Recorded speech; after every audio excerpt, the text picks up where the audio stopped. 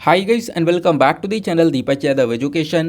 Welcome to the Daily Hindu News and Editorial Analysis of 10th of October 2022. तो guys आज है तारीख 10 अक्टूबर 2022 और है मंडे।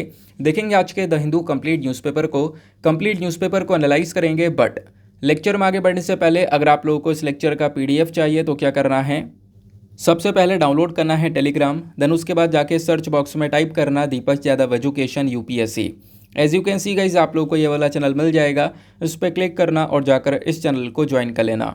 देखो अगर आप लोगों को इस तरीके से ये चैनल नहीं मिलता है तो नीचे डिस्क्रिप्शन बॉक्स में पीडीएफ लिंक के नाम से एक लिंक दिया गया है। जैसे आप उस पर क्लिक करोगे ये चैनल ऑटोमेटिकली ओपन हो जाएगा, इसको जाके ज्वाइन कर लेना। ज्वाइन करने से फ़ायदा क्या होगा, यहाँ पर डेली बेसिस पर लेक्चर का पीडीएफ मिल जाता है, डेली करंट अफेयर के वीडियो का पीडीएफ मिल जाता है और डेली बेसिस पर बहुत सारे डिजिटल नोट्स मिल जाते हैं। नाउ बढ़ते हैं आगे बढ़ने से पहले हमेशा की तरह हम लोग अपने लेक्चर को एक मैप के क्वेश्चन के साथ स्टार्ट करेंगे। तो आज आप सभी लोगों को मैप में जाकर देखना है मेकोंग रिवर को कहाँ पर है ये एग्जैक्टली लोकेटेड, अच्छे से मैप में देखना। देन उसके बाद आकर नीचे कमेंट सेक्शन में टाइप करना, जिससे कि आप लोग इसको लंबे समय तक याद रख पाओगे। साथ ही साथ एक क्वेश्चन सॉल्व करेंगे जो कि यूपीएससी प्रीवियस ईयर साल 2022 के प्रीलिम्स में पूछा गया था, यानी अब की बार के प्रीलिम्स में ये क्वेश्चन आया था। क्वेश्चन क्या बोलता है कि मिडिवल इंडिया में एक टर्म है फनम, ये किस चीज़ को रेफर करता है, या फिर आप कह सकते हो इस टर्म का मतलब है क्या आखिरकार। तो ये टर्म किस चीज़ से रिलेटेड है, आप ऐसा भी यहाँ पर कह सकते हो। नीचे ऑप्शन दिए गए हैं, option A clothing, option B coins, option C ornaments या फिर ऑप्शन डी वेपन्स। तो इसका सही आंसर आप सभी को नीचे कमेंट सेक्शन में देना है। एटलीस्ट सभी को इसमें पार्टिसिपेट करना है, जैसे मैं आप लोगों से डेली बेसिस पर बोलता हूँ। बाय द वे इसका जो करेक्ट आंसर है वो मैंने आपको टेलीग्राम पर प्रोवाइड करवा दिया है, वहाँ से भी चेकआउट कर सकते हो। अदरवाइज़ वहाँ पर आंसर नहीं मिलता है तो भी कोई परेशान होने की ज़रूरत नहीं है। वीडियो के लास्ट में इसके करेक्ट आंसर का डिस्कशन हम लोग करेंगे। तो चलो शुभारंभ करते हैं और चलते हैं सबसे पहले थंबनेल वाले इंपॉर्टेंट आर्टिकल की तरफ। अभी न्यूज़ में एक और डिजीज़ यानी बीमारी चर्चा में आ चुकी है जिसका नाम है लस्सा फीवर। तो इसके बारे में जान लेना। देखो हमारे एग्जाम के लिए काफ़ी इंपॉर्टेंट है, जीएस पेपर नंबर 2 के अंदर हेल्थ का टॉपिक आता है, तो वहाँ से भी आप लोग इस आर्टिकल को लिंक कर पाओगे। अब लस्सा फीवर इसलिए भी इंपॉर्टेंट है क्योंकि ये इस साल तीसरी बार न्यूज़ में आ रहा है। अब की बार यहाँ पे न्यूज़ में क्यों आया है, तो डाउन टू अर्थ का आर्टिकल आप लोग यहाँ पर देख पा रहे होंगे। इन्होंने मेंशन किया है कि जो क्लाइमेट चेंज है ना, यानी कि जो लगातार टेम्परेचर इंक्रीज़ हो रहा है, तो इसकी वजह से जो लस्सा फीवर है वो भी बहुत तेज़ी से फैल रहा है। और ख़ासकर अगर हम लोग बात करें, सपोज़ यहाँ पर ये अफ्रीकन कॉन्टिनेंट हुआ, इस अफ्रीकन कॉन्टिनेंट के अंदर ये वाला हिस्सा वेस्टर्न साइड हुआ और ये वाला हिस्सा ईस्टर्न साइड हुआ। सभी लोगों को पता है ऊपर नॉर्थ हो गया, नीचे साउथ हो गया। लेकिन जब हम लोग बात करते हैं क्लाइमेट चेंज की वजह से जो लस्सा फीवर इंक्रीज़ हो रहा है, लस्सा फीवर बढ़ रहा है, और ये इतनी तेज़ी से बढ़ रहा है कि साल 2070 तक हम कह सकते हैं कि वेस्टर्न साइड से, यानी कि अभी जो लस्सा फीवर है वो सबसे ज़्यादा अफ्रीका के अंदर इस वाले पोर्शन में देखने को मिलता है। इस वाले पोर्शन में जो भी देश आ रहे हैं वहाँ पर सबसे ज़्यादा लस्सा फीवर पाया जा रहा है। लेकिन आने वाले टाइम पर ये लस्सा फीवर वेस्टर्न साइड से ईस्टर्न साइड में भी पहुँचने वाला है, यानी कि अफ्रीका के ईस्टर्न साइड को भी बुरी तरह से अफेक्ट कर देगा। वो बात यहाँ पे बोली जा रही है। अभी के समय पर वेस्टर्न साइड में जितने भी लोग यहाँ पर लस्सा फीवर से अफेक्टेड हैं या फिर लस्सा फीवर से सफ़र कर रहे हैं, ये आने वाले टाइम पर 600% से बढ़ने वाले हैं। मतलब लोगों के अंदर लस्सा फीवर का जो रिस्क है वो बहुत तेज़ी से इंक्रीज़ होने वाला है। तो इस प्रकार की यहाँ पर एक रिपोर्ट पब्लिश होती है डाउन टू अर्थ के अंदर। दैट इज़ वाई लस्सा फीवर वापस से न्यूज़ में आया। अब हम लोग थोड़ा सा लस्सा फीवर के बारे में जानते हैं क्योंकि ये इंपॉर्टेंट हो जाता है। अब लस्सा फीवर के रिगार्डिंग कुछ रेलिवेंट पॉइंट्स मैंने आप लोगों को यहाँ पर स्क्रीन पर नीचे की साइड में प्रोवाइड करवा दिए हैं। ये सारे पॉइंट्स आप लोगों को पीडीएफ में भी मिल जाएंगे। मैं आपको ऑलरेडी बता चुका हूँ कि जो करंट टाइम पर जितने भी लोग सफ़र कर रहे हैं लस्सा फीवर से, लोगों के अंदर जो ये रिस्क है वो बहुत ज़्यादा बढ़ने वाला है। 600% से रिस्क इंक्रीज़ होने वाला है, ये बात यहाँ पर रखी जा रही है। इनफैक्ट बोला गया कि 2050 तक लस्सा फीवर का जो रिस्क है लगभग यहाँ पर 453 मिलियन लोगों के अंदर फैल जाएगा। फिर 2070 तक 700 मिलियन लोगों तक ये रिस्क बढ़ सकता है, ऐसा यहाँ पर बोला जा रहा है। लेकिन अभी के टाइम पर सिचुएशन क्या है, तो साल 2022 के अंदर देखोगे तो लगभग 92 मिलियन लोगों के अंदर इस लस्सा फीवर का रिस्क देखने को मिलता है। तो मतलब जैसे जैसे टाइम बढ़ेगा आने वाले टाइम पर लस्सा फीवर का जो रिस्क है वो भी इंक्रीज़ होता चले जा रहा है, इस क्लाइमेट चेंज की वजह से, जो गर्मी इंक्रीज़ हो रही है इसकी वजह से।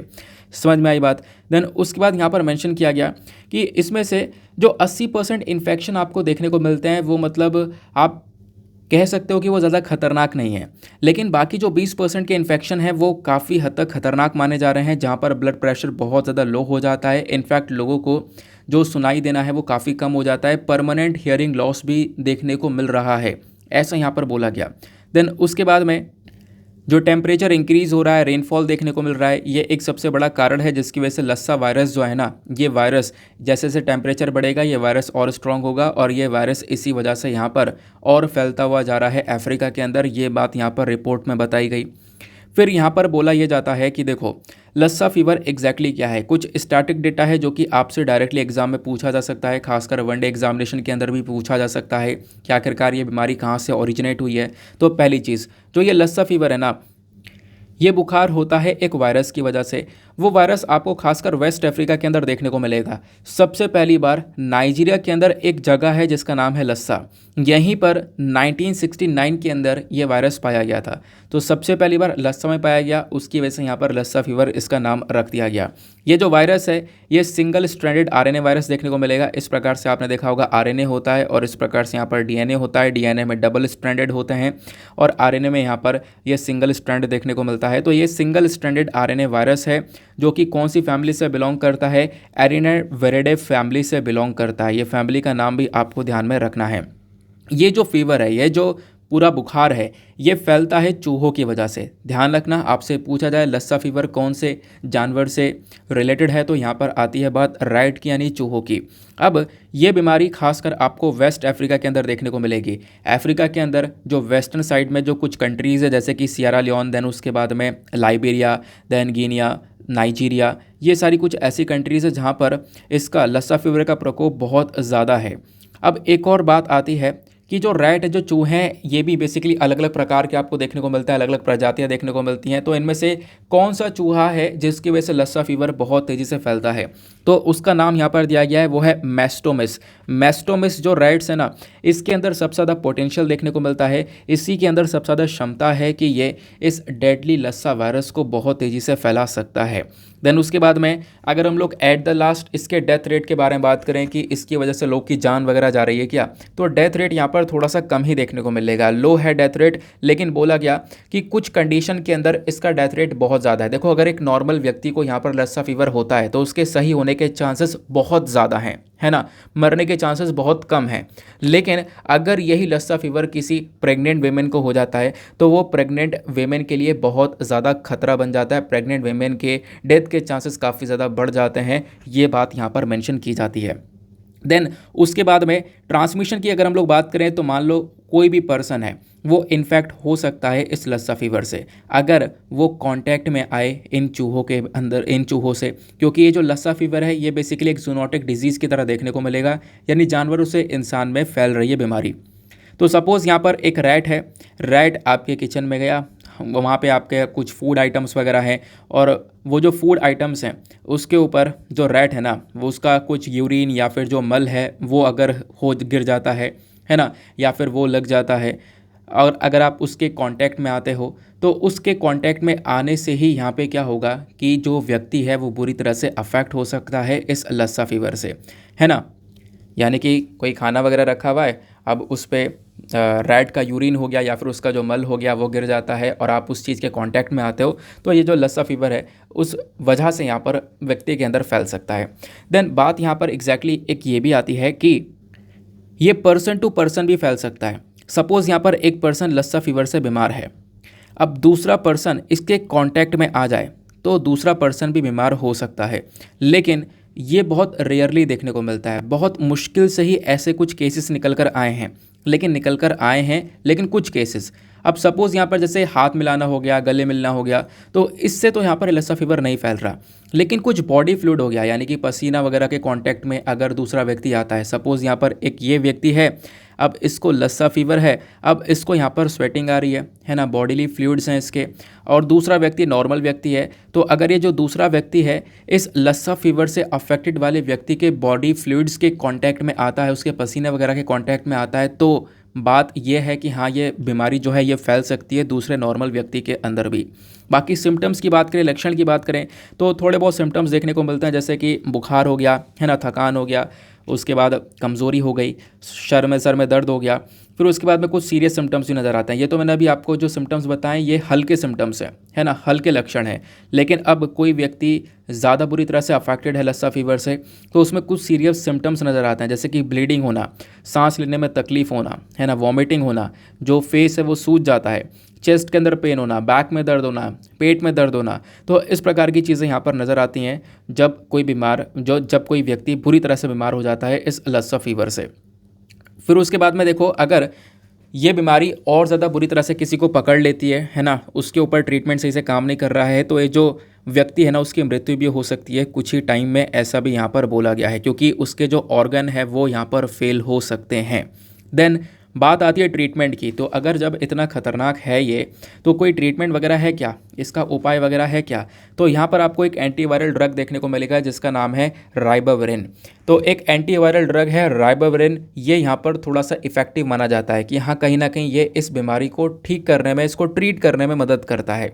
लेकिन करेंट टाइम पर कोई भी ऐसी वैक्सीन इसके लिए अवेलेबल नहीं है, ये आपको ध्यान में रखना है। तो ये थी पूरी कहानी लस्सा फीवर को लेकर। आई होप आपको सारी बातें बहुत अच्छे से समझ में आ चुकी हैं। अपने पास में बुलेट पॉइंट्स में चीज़ों को ऐड कर लेना, क्योंकि डिजीज़ को लेकर हर साल क्वेश्चन बन ही रहे हैं अगर आप लोग प्रीवियस ईयर क्वेश्चन पेपर्स को देखोगे तो। ना आगे बढ़ने से पहले एक काम करना, वीडियो पे जो लाइक का बटन है उसको प्रेस कर देना। एक छोटा सा टारगेट है 5K प्लस लाइक्स का, जो कि आप लोग को अचीव करवाना है ना, इतना आप लोग कर सकते हो और 1 सेकंड के अंदर ये काम किया जा सकता है। साथ ही साथ में मेरे साथ में इंस्टाग्राम पे कनेक्ट हो सकते हो। इंस्टाग्राम पे जाना, सर्च बॉक्स में टाइप करना दीपक यादव एजुकेशन, आपको ये प्रोफाइल मिलेगा, यहाँ पे मेरे साथ में पर्सनली कनेक्ट कर सकते हो। साथ ही साथ में एक काम और करना है, वो यह है कि नीचे कॉमेंट सेक्शन में ज़रूर अपना कोई भी कॉमेंट लिख देना, क्योंकि इससे अपने और आपका जो मेरा और आपका जो एंगेजमेंट है वो काफ़ी बढ़ता है। काफ़ी सारे लोगों के मेरे को नाम याद होते हैं, साथ ही साथ में बहुत सारे लोगों की प्रोफाइल जो है वो मेरे को याद हो जाती है, मतलब जो उनका प्रोफाइल पिक्चर लगा हुआ है वो दिमाग में छप जाता है। तो इस वजह से कमेंट क्या करो, क्योंकि काफ़ी सारे लोग हैं जो बहुत लंबे समय से मेरे साथ में जुड़े हुए हैं, उनका जो प्रोफाइल वगैरह है ना वो दिमाग में छप गया, उनका नाम जो है वो बिल्कुल याद है। तो इस वजह से यहाँ पर आप लोगों के साथ में एंगेजमेंट मेरा काफ़ी बढ़ेगा। तो नीचे कमेंट सेक्शन में भी ज़रूर से पार्टिसिपेट करना है सभी लोगों को। नाउ आते हैं नेक्स्ट आर्टिकल की तरफ। अगला आर्टिकल बहुत इंपॉर्टेंट होने वाला है। इसको आप लोग सोशल इश्यूज़ के पॉइंट ऑफ व्यू से भी लिंक कर पाओगे। जीएस पेपर नंबर 2 हेल्थ के अंदर भी आप इसको लिंक कर पाओगे। देखो यहाँ पर ये थोड़ा सा आपको ब्लर लगेगा आर्टिकल, लेकिन चीज़ें आपको क्लियर दिखेंगी। पीडीएफ के अंदर भी मैं आपको प्रोवाइड करवा दूंगा, वहाँ पर भी आपको चीज़ें सब बिल्कुल साफ समझ में आएंगी। ब्लर इसलिए क्योंकि मैंने इसका स्क्रीनशॉट लेकर यहाँ पर पीपीटी के अंदर इसको मैंने पेस्ट किया है, इस वजह से थोड़ा सा ब्लर हो गया है, लेकिन कोई बात नहीं, आपको यहाँ पर चीज़ें समझनी है, वो मैं यहाँ पर आपको समझाने वाला हूँ। आर्टिकल के अंदर क्या बात की जा रही है? बात की जा रही है बिहार के बारे में। अब बिहार का नाम आता है तो आप लोगों ने काफ़ी सारी जो नेगेटिव चीज़ें वही यहाँ पर सुनी होंगी, लेकिन आज यहाँ पर मैं आपको कुछ इंपॉर्टेंट बातें बताता हूँ कि हाँ बिहार के अंदर कितने सारे इनोवेटिव आइडियाज़ यहाँ पर आ रहे हैं। कुछ यहाँ पर एक इनोवेटिव आइडिया एक नज़र आया है, वो इनोवेटिव आइडिया क्या है इसको हम लोग समझ सकते हैं। देखो अगर आप लोग जीएस पेपर जो भी हमारे होते हैं उसमें अगर एसए का पेपर आप लोगों ने देखा है, एसए के पेपर के अंदर हमेशा एक सेंटेंस दे दिया जाता है ना। सेंटेंस देने के बाद में आप उसके ऊपर अपने पॉइंट ऑफ व्यूज़ लिखो। तो एक बहुत अच्छा सेंटेंस आपको न्यूज़ में भी देखने को मिलेगा। ये क्या है? From the land of massacre to the land of ideas, यानी कि एक ऐसी ज़मीन जहाँ पर बहुत सारे हत्याकांड हुआ करते थे, लेकिन अब वो ज़मीन पर बहुत सारे आइडियाज़ पनप रहे हैं लगातार, यानी कि लैंड ऑफ मैसेकर से लैंड ऑफ आइडियाज़। ये डायरेक्टली आपसे स्टेटमेंट कोड भी किया जा सकता है ना। तो यहाँ पर बेसिकली बिहार की बात हो रही है। एक समय पर सिचुएशन काफ़ी बेकार हुआ करती थी, लेकिन करेंट टाइम पर बिहार के अंदर जो नए नए आइडियाज़ हैं वो लगातार जनरेट हो रहे हैं, वो यहाँ पर राइटर बोलते हैं। इन्होंने यहाँ पर मेंशन किया है कि देखो जो बिहार है ना, यहाँ पे एक नई चीज़ सी नज़र आई है, वो यह है कि जो लिकर की बॉटल्स हैं, शराब की जो बॉटल्स हैं, उसको क्रश करके उससे बैंगल्स बनाई जा रही हैं, उससे चूड़ियाँ बनाई जा रही हैं, है ना। तो ये एक नया सा इनोवेटिव सा आइडिया यहाँ पर नज़र आता है, ये बात रखी जाती है, क्योंकि बिहार के अंदर आपको पता है शराब वैसे ही बैन है, बहुत लंबे समय पहले बैन कर रखी है, लेकिन उसके बावजूद भी काफ़ी सारी जगह पर रेड पड़ती है, तो बहुत सारी बॉटल्स जो हैं वो कलेक्ट कर पाते हैं। अब जब बहुत सारी बॉटल्स आ जाती हैं तो उनको चूरा कर दिया जाता है। अब उनको क्रश करने के बाद में उस कांच का करें गया, तो उस कांच से बैंगल्स को बनाया जा रहा है, चूड़ियों को बनाया जा रहा है, ऐसा आप लोग यहाँ पर कह सकते हो, है ना। तो इसको लेकर जो एक तरीके से पहल है वो स्टार्ट हो चुकी है, और इसके लिए यहाँ पर एक प्रोग्राम भी स्टार्ट किया गया है। साथ ही साथ वर्ल्ड बैंक ने भी यहाँ पर बिहार को इस पर्टिकुलर प्रोजेक्ट में सपोर्ट किया है। साथ ही साथ में बिहार ने अभी यहाँ पर क्या किया है, बहुत सारी वेमेंस को उत्तर प्रदेश में भेज दिया है ट्रेन करने के लिए कि किस प्रकार से यहाँ पर उस कांच से चूड़ियों को बनाया जा सकता है, बैंगल्स को बनाया जा सकता है। और इसके लिए यहाँ पर 1 करोड़ रुपए खर्च करने के लिए भी यहाँ पर बोल दिया गया है कि जो क्रश्ड लिकर बॉटल्स होंगी, बिल्कुल हम लोग इससे यहाँ पर बैंगल्स को बनाएंगे। इसका सबसे इम्पोर्टेंट फ़ायदा यह होगा कि देखो बहुत सारा एम्प्लॉयमेंट भी जनरेट होगा और खासकर वेमेंस को भी यहाँ पर बहुत ज़्यादा वेमेन को यहाँ पर एम्प्लॉयमेंट मिलेगा। ये इसका एक सबसे इम्पॉर्टेंट चीज़ नज़र आती है। उसके बाद में अगर हम लोग बिहार के अंदर डेटा देखें लिकर बॉटल्स को लेकर, तो आपको यहाँ पर कुछ डेटा नज़र आएगा। जैसे 1,93,75,564 जो लीटर्स ऑफ लिकर है ना, ये बिहार के अंदर सीज़ किया गया है अप्रैल 2016 से लेकर अक्टूबर 2021 के बीच में। तो 2016 से लेकर 2021 के बीच में इतने लीटर जो लिकर है, जो शराब है, वो सीज़ करी गई है, जब्त करी गई है ना। तो उन बॉटल्स का एग्जैक्टली क्या होना है, तो उन बॉटल्स को क्रश कर दिया गया और फिर वो जो बॉटल्स है ना, अब वो जब क्रश हो गई है तो वो सब वेस्ट ही तो है, तो उस वेस्ट का एक बहुत अच्छा उपयोग किया गया है। तो आपका एक एग्जाम्पल वेस्ट टू वेल्थ का भी हो जाएगा, है ना, कि वेस्ट से हम लोग किस प्रकार से वेल्थ जनरेट कर रहे हैं। दूसरा आप लोगों ने यहाँ पर देखा कि इस जो क्रश्ड बॉटल्स है, इससे बैंगल्स बनाने के साथ साथ बहुत सारे और भी इम्प्रूवमेंट्स होंगे। इम्प्रूवमेंट्स के तौर पर आप लोग देखोगे जैसे कि एम्प्लॉयमेंट जनरेशन वगैरह होगा, है ना, एक तरीके से जो जेंडर इक्वालिटी है वो हम लोग को देखने को मिलेगी। तो ये काम डेफिनेटली होने वाले हैं, ऐसा यहाँ पर आर्टिकल में मेंशन किया गया है। अब मैं आपको थोड़ा सा लिखित में प्रोवाइड करवाता हूँ कि आखिरकार आपको लिखना क्या है और क्या क्या इन्फॉर्मेशन हमारे पास में अवेलेबल है। सबसे पहली बात देखो, बिहार पूरी तरह से अभी तैयार हो चुका है कि ग्लास के बैंगल्स बनाएगा, यानी कि चूड़ियाँ बनाएगा उस क्रश्ड बॉटल से, जो कि यहाँ पर लिकर बॉटल्स है उनसे यहाँ पर बनाया जाएगा। लेकिन इसके लिए एक प्रोग्राम लेकर आ चुके हैं, वो है रूरल लाइवलीहुड प्रमोशन प्रोग्राम। इसको नाम दिया गया है जीविका, है ना। जीविका प्रोग्राम के तहत ये सारा काम करने वाले हैं। ये जो भी बॉटल्स होंगी वो सारी बॉटल्स जीविका वर्कर्स को दे दिया जाएगा और उन वर्कर्स को ट्रेन किया जाएगा कि कैसे यहाँ पर चूड़ियाँ बनाई जाती हैं, और फिर वो जो वर्कर्स हैं वो यहाँ पर उस क्रश्ड बॉटल से चूड़ियाँ बनाएंगी। अब ये जो प्रोग्राम है ना, ये प्रोग्राम के लिए हम लोग को यहाँ पर पूरी फैक्ट्री चाहिए, जिसको लेकर भी यहाँ पर काम चल रहा है। और वर्ल्ड बैंक ने भी यहाँ पे फंड प्रोवाइड करवाया है, वर्ल्ड बैंक ने भी यहाँ पर सपोर्ट प्रोवाइड करवाया है। जो जीविका है ये एक rural social economic empowerment programme है। जैसे मैंने आपको बताया कि वेमेन को भी यहाँ पर आप कह सकते हो एम्प्लॉयमेंट अपॉर्चुनिटीज़ काफ़ी सारी मिलने वाली हैं। तो डेफिनेटली यहाँ पर एक बहुत बड़ा चेंज हम लोग को यहाँ पे नज़र आएगा। बाकी कुछ इंपॉर्टेंट पॉइंट्स के अंदर ये आपको देखने को मिलेगा कि बिल्कुल ये एक इनोवेटिव आइडिया है, एक नया आइडिया है। और साथ ही साथ में यहाँ पर देखो दिक्कत यह है कि ग्लास बैंगल्स जो है ना, अगर हमें ये चूड़ियाँ बनानी है तो केवल उस क्रश्ड बॉटल से नहीं बनेंगी, इसके साथ साथ हमें यहाँ पर कुछ और सामान चाहिए होगा, जैसे जो लाइम स्टोन होता है, सोडा होता है, ये भी चीज़ें हम लोग को चाहिए होंगी। देन दूसरी इंपॉर्टेंट बात देखो, बहुत छोटी छोटी और बड़ी बड़ी, यानी छोटी छोटी और बड़ी बड़ी फैक्ट्रीज़ को ऑलरेडी यहाँ पर सेटअप किया जा रहा है। आप देखोगे ऐसी काफ़ी सारी फैक्ट्रीज़ हैं जो कि ये काम कर रही हैं पहले से भी, जैसे फैज़ाबाद के अंदर, मुंबई के अंदर, हैदराबाद के अंदर आप देखोगे तो ये काम पहले से भी किया जा रहा है, जहाँ पे ग्लास बैंगल्स को बनाया जा रहा है ना। लेकिन अब बिहार के अंदर भी यहाँ पर ये चीज़ें आपको देखने को मिलेंगी, तो ये पॉइंट आपको ध्यान में रखना है। अब इसी के साथ में एक और पॉइंट ध्यान में रखना है कि इतनी सारी बॉटल आखिरकार इकट्ठी कैसे हो गई, इतनी सारी शराब की बॉटल इकट्ठी की जा रही हैं कि उससे चूड़ियाँ बनाई जा रही हैं। तो आखिरकार इसके पीछे का रीज़न क्या है, तो इसके पीछे का यहाँ पर रीज़न है बिहार के अंदर लिकर प्रोहिबिशन, यानी कि शराब के ऊपर पूरी तरह से प्रतिबंध लगा दिया गया, या फिर आप कह सकते हो रोक लगा दी गई है। और ये समय बहुत समय पहले ही लगा दी गई थी। आप देखोगे तो लगभग 5 अप्रैल 2016 में ही यहाँ पे एक काम किया गया था, एक एक्ट को लेकर आया गया था। उस एक्ट का नाम है the Bihar prohibition and excise act 2016। और इस पर्टिकुलर एक्ट ने क्या किया, टोटल बैन लगा दिया अल्कोहल के ऊपर। बिहार राज्य के अंदर पूरी तरह से अल्कोहल के ऊपर बैन लग गया कि अब यहाँ पर कोई भी अल्कोहल का कंजम्पशन नहीं करेगा। मार्च 2022 के अंदर भी बिहार असेंबली ने एक बिल पास किया था, और उस बिल के अंदर बात ये थी कि भैया 2016 वाला जो एक्ट है इसके अंदर हमें कुछ बदलाव करना है। अब वो बदलाव क्या करना है वो मैं आपको बताता हूँ आगे।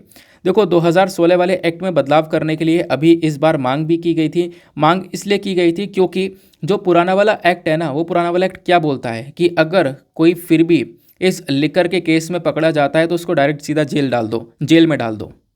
तो जब जेल में डालने की बात आती है पुराने वाले एक्ट के माध्यम से, तो हो क्या रहा है कि जेल के अंदर ओवर क्राउडेडनेस बढ़ चुकी है, जेल के अंदर जो भीड़ है ना वो बढ़ चुकी है। ये वाले जो केस हैं वो बहुत ज़्यादा निकल कर आ चुके हैं। एक हद से ज़्यादा निकल कर आ चुके हैं। तो इसकी वजह से 2022 के अंदर एक अमेंडमेंट बिल लेकर आने के बारे में चर्चा की जा रही थी कि हम 2016 वाले एक्ट में कुछ बदलाव करेंगे। बदलाव ये करेंगे कि किसी को भी पकड़ा जाएगा तो उससे फ़ाइन ले लिया जाएगा, लेकिन उसको जेल में नहीं डाला जाएगा, क्योंकि जेल के ऊपर बर्डन जो है वो लगातार इंक्रीज़ हो रहा है।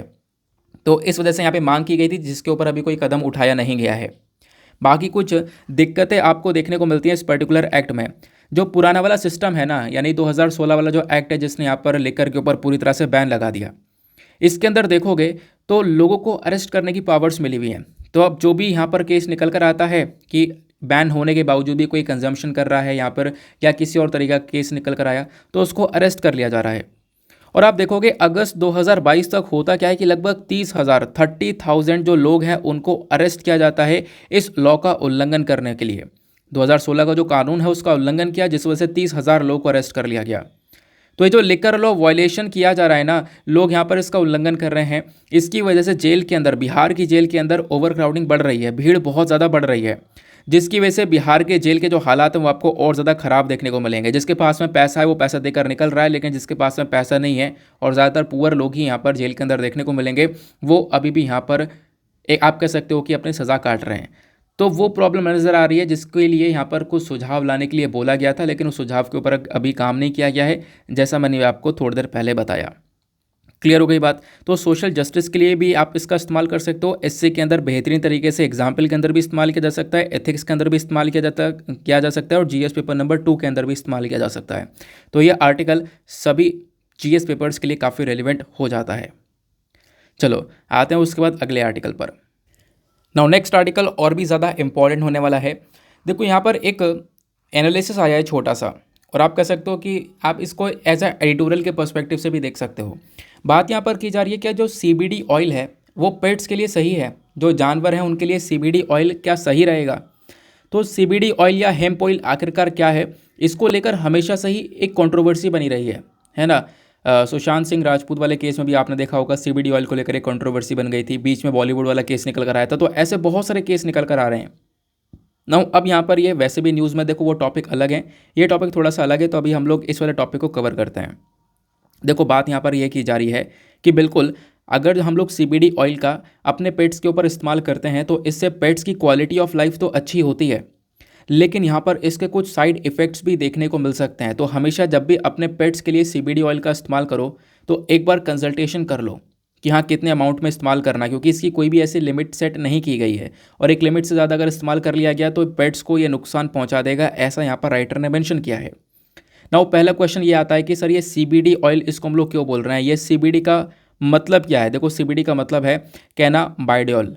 कैनाबाइडियोल हम लोग इसको बोलते हैं, ये बेसिकली आप कह सकते हो कैनबीस के प्लांट से निकला जाता है ना। कैनबीस आप देखोगे कहीं पर भांग लिखा हुआ है, कहीं पर गांजा लिखा हुआ है, ऐसे इस प्रकार से आपको देखने को मिलता है। तो कैनबीस के प्लांट से यहाँ पर इस सीबीडी ऑयल को निकाला जाता है, ये बात यहाँ पर ध्यान में रखना। होता यह है कि इंडिया के अंदर सीबीडी ऑयल का इस्तेमाल करना आपसे अगर पूछा जाए लीगलाइज या इलीगल है तो क्या जवाब दोगे। देखो सीबीडी ऑयल का इस्तेमाल करना लीगलाइज आपको देखने को मिलेगा इंडिया के अंदर, लीगल है ना, मतलब आप इंडिया के अंदर यूज़ कर सकते हो सीबीडी ऑयल का, लेकिन ध्यान रखना है कि इसके अंदर कोई और दूसरी चीज़ नहीं होनी चाहिए। मैं आपको उसके बारे में बताऊंगा एग्जैक्टली यहाँ पर कहने का पर्सपेक्टिव है क्या। पहले हम लोग यहाँ पर बात करते हैं। देखो बोला यह जाता है कि जो पेट ओनर्स हैं, यानी कि जिन्होंने भी यहाँ पर अपना डॉगी वगैरह पाल रखा है, जो भी वो एक तरीके से पेट को पाल रहे हैं, तो वो पेट ओनर्स काफ़ी हद तक परेशान रहते हैं कि अपने एनिमल्स को कौन सा प्रोडक्ट दिया जाए, है ना, कौन सा ऑयल प्रोवाइड करवाया जाए। तो उसके लिए एक सुझाव ये निकल कर आता है कि यहाँ सीबीडी ऑयल का इस्तेमाल कर सकते हो। सीबीडी ऑयल का मेडिसिनल पर्पज़ के लिए इस्तेमाल किया जाता है। सीबीडी ऑयल से जो दर्द है, जो पेन है या सूजन वगैरह है, वो सब यहाँ पर रोकी जा सकती है ना, ये यहाँ पर बोला गया। वो सब यहाँ पर एक तरीके से ठीक किया जा सकता है, ये बात यहाँ पर बोली जा रही है। हालांकि काफ़ी सारे लोग यहाँ पर इस हेम्प ऑयल और इस सीबीडी ऑयल का इस्तेमाल करते हैं, है ना, जो कि एक तरीके से भांग वगैरह से मिल रहा है, उस पौधे से मिल रहा है। लेकिन ध्यान रखना ये जो सीबीडी ऑयल है ना, ये मिल कहाँ से रहा है हम लोग को एग्जैक्टली। सीबीडी ऑयल मिल रहा है कैनबीस प्लांट से। कैनबीस प्लांट्स की जो स्टेम है, जो उसकी टहनी है या जो उसके पत्ते हैं, एग्जैक्टली हम लोग को वहाँ से ये ऑयल मिल रहा है। तो इस प्रोडक्ट का जो इस्तेमाल है ना, वो हम लोग बिल्ली में, कुत्तों में आराम से इस्तेमाल कर सकते हैं अगर उनको पेन रिलीफ प्रोवाइड करवाना है तो। लेकिन ध्यान रखना, राइटर ये बोलती है कि आप ये ध्यान रखना कि एक जो लिमिट है इसकी वो नहीं बताई गई है। तो हमेशा कंसल्ट कर लो कि कितना इस्तेमाल करना है या कितने लिमिट तक यहाँ पर देना है, नहीं तो फिर ये जो हमारे पेट है उनकी क्वालिटी ऑफ लाइफ को इम्प्रूव करने की बजाय उनकी क्वालिटी ऑफ लाइफ को डैमेज कर सकता है। इससे कुछ ना कुछ नेगेटिव इम्पैक्ट्स भी देखने को मिल सकते हैं। वो बात यहाँ पर आर्टिकल के अंदर रखी जाती है। क्लियर हुई है इन्फॉर्मेशन। नाउ अब मैं आपको कुछ डिटेलिंग्स बताता हूँ कि एग्जैक्टली यहाँ पे आपको क्या क्या पता होना चाहिए इस CBD ऑयल के बारे में। देखो, ये आपने करंट अफेयर पढ़ लिया कि हाँ करंट अफेयर के अंदर क्या क्या बातें रखी जा रही हैं, ये आपको एक एक बात समझ में आ चुकी है। जब हम लोग बात करते हैं CBD की यानी कि कैनाबिडियोल ऑयल की, तो बेसिकली एक केमिकल है जो कि कैनाबीस प्लांट के अंदर प्रेजेंट होता है, कैनाबीस के अंदर देखने को मिलता है। कैनाबीस को हम लोग मरीजुआना के नाम से भी जानते हैं या कैनाबिस सटाइवा के नाम से भी जानते हैं, है ना। तो कैनाबीस को मरीजुआना या कैनाबिस सटाइवा के नाम से भी जाना जाता है। नाउ ये जो CBD ऑयल है ये कैसे निकाला जाता है? देखो, इसको हम लोग क्या करते हैं, इस प्लांट से एक्सट्रैक्ट करते हैं, प्लांट से निकालते हैं। फिर उसके बाद में आप कह सकते हो कि इसके अंदर कुछ और चीज़ें भी होती हैं। यानी जैसे आप लोगों ने इस प्लांट से CBD ऑयल निकाला ना, इस ऑयल के अंदर एक और चीज़ पाई जाती है, वो है THC। THC, तो THC भी यहाँ पर पाया जाता है और THC बहुत कम मात्रा में होता है। कितना? 0.3% के आसपास ये THC होता है। क्वेश्चन ये है कि ये THC है क्या? देखो यहाँ पर भी मेंशन है टेट्रा हाइड्रो कैनाबिनॉल। तो टेट्रा हाइड्रो कैनाबिनॉल यहाँ पर इसको हम लोग बोलते हैं। तो THC भी इसके अंदर मिलता है लेकिन बहुत कम मात्रा में। तो आप कहोगे सर इतना THC के ऊपर जोर क्यों दे रहे हो? इसलिए जोर दे रहा हूँ क्योंकि THC यहाँ पर क्या कर सकता है, किसी भी इंसान को बहुत ज़्यादा नशे में डाल सकता है ना। किसी भी इंसान को हाई कर सकता है, उसको नशे में डाल सकता है अगर कोई इंसान इस THC को कंज्यूम कर ले तो। लेकिन ये जो THC है ये CBD ऑयल में भी होता है लेकिन बहुत कम मात्रा में, 0.3% से भी कम होता है, जिसका कोई इम्पैक्ट पड़ता नहीं है। ये बात यहाँ पर रखी जा रही है। नाउ ये जो कैनाबिडियोल है इसका इफेक्ट क्या देखने को मिलेगा? देखो, कैनाबिडियोल डायरेक्टली ब्रेन के ऊपर इफेक्ट करता है। इनफैक्ट यहाँ पर अगर आपके ऊपर पेन हो रहा है ना, तो पेन वगैरह को ठीक करने का काम करता है। प्लस बहुत सारी बीमारियों के अंदर भी यहाँ पर होता नहीं है, हम लोग बहुत सारे ड्रग्स वाले जो प्लांट्स हैं उनका मेडिसिनल पर्पज़ के लिए इस्तेमाल किया जाता है, दवाइयों की तरह इस्तेमाल किया जाता है। तो आप वो कह सकते हो कि हाँ ये जो कैनाबिडिनॉल है ना, इसका इस्तेमाल किया जा सकता है एपिलेप्सी को ठीक करने में, एंजाइटी डिप्रेशन को ठीक करने में भी यहाँ पर इसका इस्तेमाल होता है।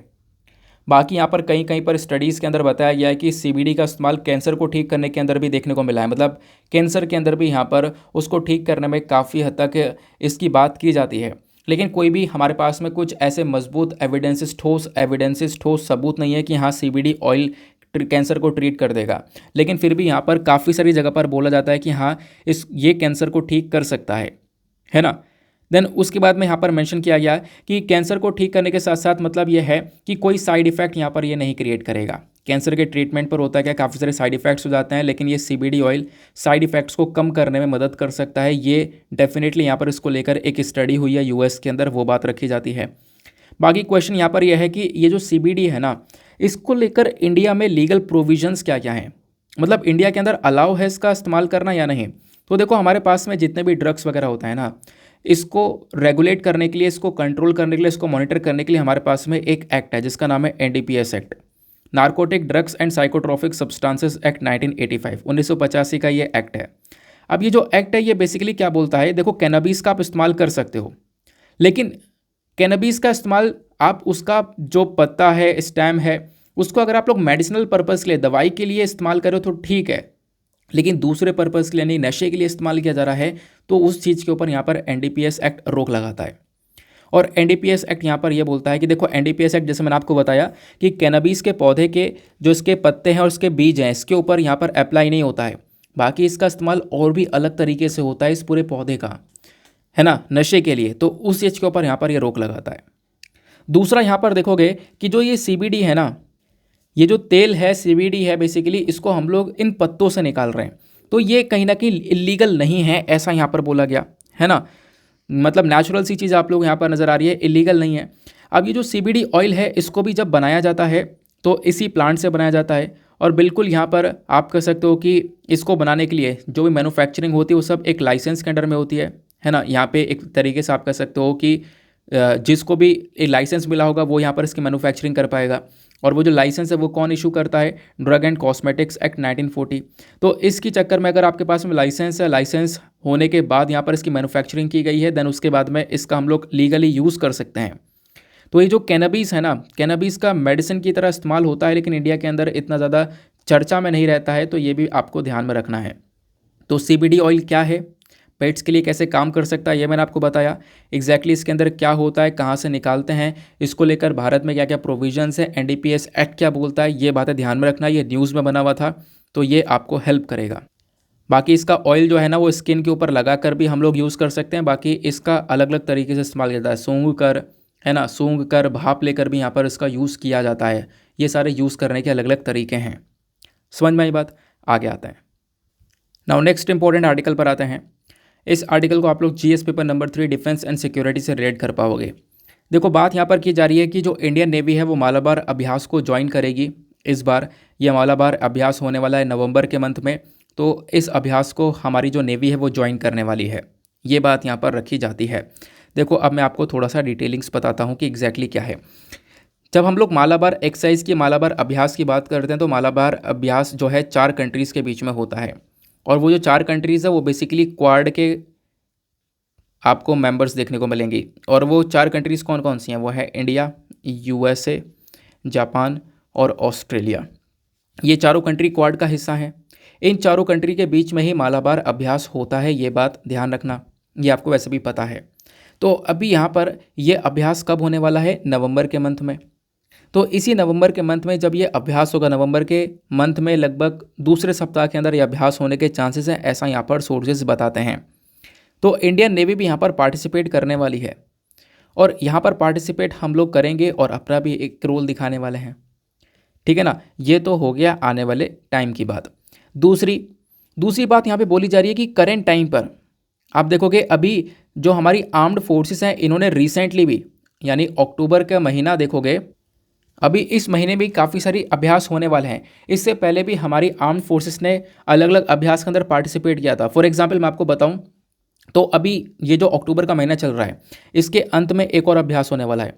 वो होगा इंडिया और US के बीच में। तो इंडिया और अमेरिका के बीच में यहाँ पर इनकी दोनों की आर्मी के बीच में अभ्यास होने वाला है, युद्ध अभ्यास। ध्यान रखना, ये कहाँ पे होगा? उत्तराखंड के अंदर होने वाला है, लगभग जो हमारा लाइन ऑफ एक्चुअल कंट्रोल है उससे 100 किलोमीटर की दूरी पर। ये यहाँ पर एक और अभ्यास होने वाला है। तो नवंबर में तो ये मालाबार होगा, उससे पहले अक्टूबर के अंत में युद्ध अभ्यास होने वाला है। फिर अभी यहाँ पर एक और अभ्यास चल रहा है इंडिया, आप देखोगे ना तो करेंट टाइम पर जो मल्टीलेटरल एंटी टेरर एक्साइज है ना, जिसको हम लोग नाम से जानते हैं मनेसर एंटी टेरर 2022। तो मनेसर एंटी टेरर यानी आतंकवाद को ख़त्म करने के लिए ये 2022 का जो अभ्यास चल रहा है, इस अभ्यास को भारत आज के टाइम पर होस्ट भी कर रहा है। ठीक है ना? ये जो मनेसर एंटी टेरर 2022 है ना, ये शांघाई कोऑपरेशन ऑर्गेनाइजेशन का जो रीजनल एंटी टेररिज्म स्ट्रक्चर है इसके अंदर में आता है। इसका काम यहाँ पर क्या है कि आतंकवाद को ख़त्म करना, तो उसको लेकर यहाँ पर यह अभ्यास है। यह अभ्यास होगा अक्टूबर 8 से लेकर 13 तक। ठीक है ना? आज अक्टूबर 10 है, तो मतलब यह अभ्यास चल रहा है। इस अभ्यास को यहाँ पर आप कह सकते हो, इस पर्टिकुलर एक्सरसाइज को होस्ट कर रहा है इंडिया। तो ये 3 अलग अलग एक्सरसाइज के बारे में यहाँ पर चर्चा की जा रही है। ठीक बात हो गई। तो ये बात यहाँ पर ध्यान में रखनी है। आने वाले टाइम पर वैसे ही न्यूज़ में रहेगा, तो आपको इसके बारे में पता चलता रहेगा। नेक्स्ट आर्टिकल पर आते हैं। अगला आर्टिकल आपको ये देखने को मिलेगा, ये भी काफ़ी ज़्यादा इंपॉर्टेंट होने वाला है। देखो बात की जा रही है, जब हम लोग अलग अलग स्टेट्स की बात करते हैं तो होता क्या है कि करेंट टाइम पर काफ़ी सारे ऑर्गन डोनेट करे जाते हैं, है ना? आप अपने शरीर का जो अंग है उसको डोनेट कर सकते हो। क्या क्या चीज़ें डोनेट की जा सकती हैं बॉडी पार्ट्स में से, वो मैं अभी आपको आगे बताऊंगा। लेकिन इस वाले आर्टिकल में स्पेसिफिकली आई डोनेशन के बारे में बात की गई है, यानी कि आंखों का दान करना। अब बहुत सारे लोग यहाँ पर आई डोनेशन करते हैं, आई डोनेशन किया जाता है, लेकिन सिचुएशन ये हो गई है कि आई डोनेशन कम हो गया है। एक टाइम पर आई डोनेशन बहुत ज़्यादा हुआ करता था, लेकिन अभी के टाइम पर ये लगातार कम हो रहा है, डिक्लाइन हो रहा है। वो बात यहाँ पे रखी जा रही है। तो आप देखोगे स्टेट्स के बीच में काफ़ी सारी डिस्पैरिटी है। कुछ राज्य ऐसे हैं जहाँ पर सबसे ज़्यादा आई डोनेशन हो रहा है, कुछ राज्य ऐसे हैं जहाँ पर आई डोनेशन बिल्कुल नहीं हो रहा है। तो इनमें एक डिस्पैरिटी, एक बहुत बड़ा डिफरेंस नज़र आता है राज्यों के अंदर। ये बात यहाँ पर मेंशन की जाती है। तो आर्टिकल में बोला गया कि देखो हमारी जो सरकार है उन्होंने एक जोर दिया था और ज़ोर इस चीज़ के ऊपर देते भी हैं कि भैया आई डोनेशन करने चाहिए, हमारे कंट्री के अंदर आई डोनेशन होनी चाहिए। लेकिन उसके बावजूद भी गोवा, जम्मू कश्मीर और साथ ही साथ में कुछ north eastern states, Andaman Nicobar island और लक्षद्वीप, ये जितने भी जगह का मैंने नाम लिया है ना, इन जगह पर 2021-22 के अंदर ज़ीरो कॉर्निया कलेक्शन देखने को मिला है। मतलब आई डोनेशन हुआ ही नहीं है इन पर्टिकुलर स्टेट्स के अंदर में। ये बात यहाँ पर रखी जा रही है कि सरकार एक तरफ जोर दे रही है आई डोनेशन के ऊपर, लेकिन उसके बावजूद भी आई डोनेशन यहाँ पर इन स्टेट्स के अंदर नहीं हुए हैं। लेकिन अब कुछ स्टेट्स ऐसे हैं जहाँ पर आई डोनेशन सबसे ज़्यादा हुए हैं। वो स्टेट्स कौन कौन से हैं? तो यहाँ पे आपको देखने को मिलेगा कर्नाटका हो गया, तमिलनाडु हो गया, तेलंगाना, आंध्र प्रदेश, ये आपको देखने को मिलेंगे। यहाँ पर आई डोनेशन सबसे ज़्यादा देखने को मिलेगा। अब हम लोग एक नेशनल ब्लाइंडनेस सर्वे है, तो नेशनल ब्लाइंडनेस सर्वे के अकॉर्डिंग बात करें तो 2015 से लेकर 2019 के बीच में लगभग 4.8 मिलियन के आसपास जो लोग हैं ना, वो कहीं ना कहीं विजुअली चैलेंज्ड वाले लोग देखने को मिल रहे थे। देखने में कहीं ना कहीं उनको परेशानी हो रही थी। अब होता क्या, यहाँ पर इस पर्टिकुलर सर्वे ने ये बताया कि भाई इतने सारे लोग कहीं ना कहीं उनको देखने में परेशानी हो रही है, तो क्या करना पड़ेगा। इनमें से काफ़ी सारे लोग कॉर्नियल ब्लाइंडनेस से सफ़र कर रहे हैं, तो इनको एक नया कॉर्निया चाहिए, कॉर्निया का ट्रांसप्लांट करवाना होगा। यानी आँख के अंदर जो कॉर्निया है ना, जो ब्लैक कलर का आपको देखने को मिलता है, उसका ट्रांसप्लांट करवाना होगा। ट्रांसप्लांट करवा देंगे, चेंज करवा देंगे तो सही रहेगा। अब चेंज करवाने के लिए इन्हें दूसरा कॉर्निया चाहिए होगा, है ना।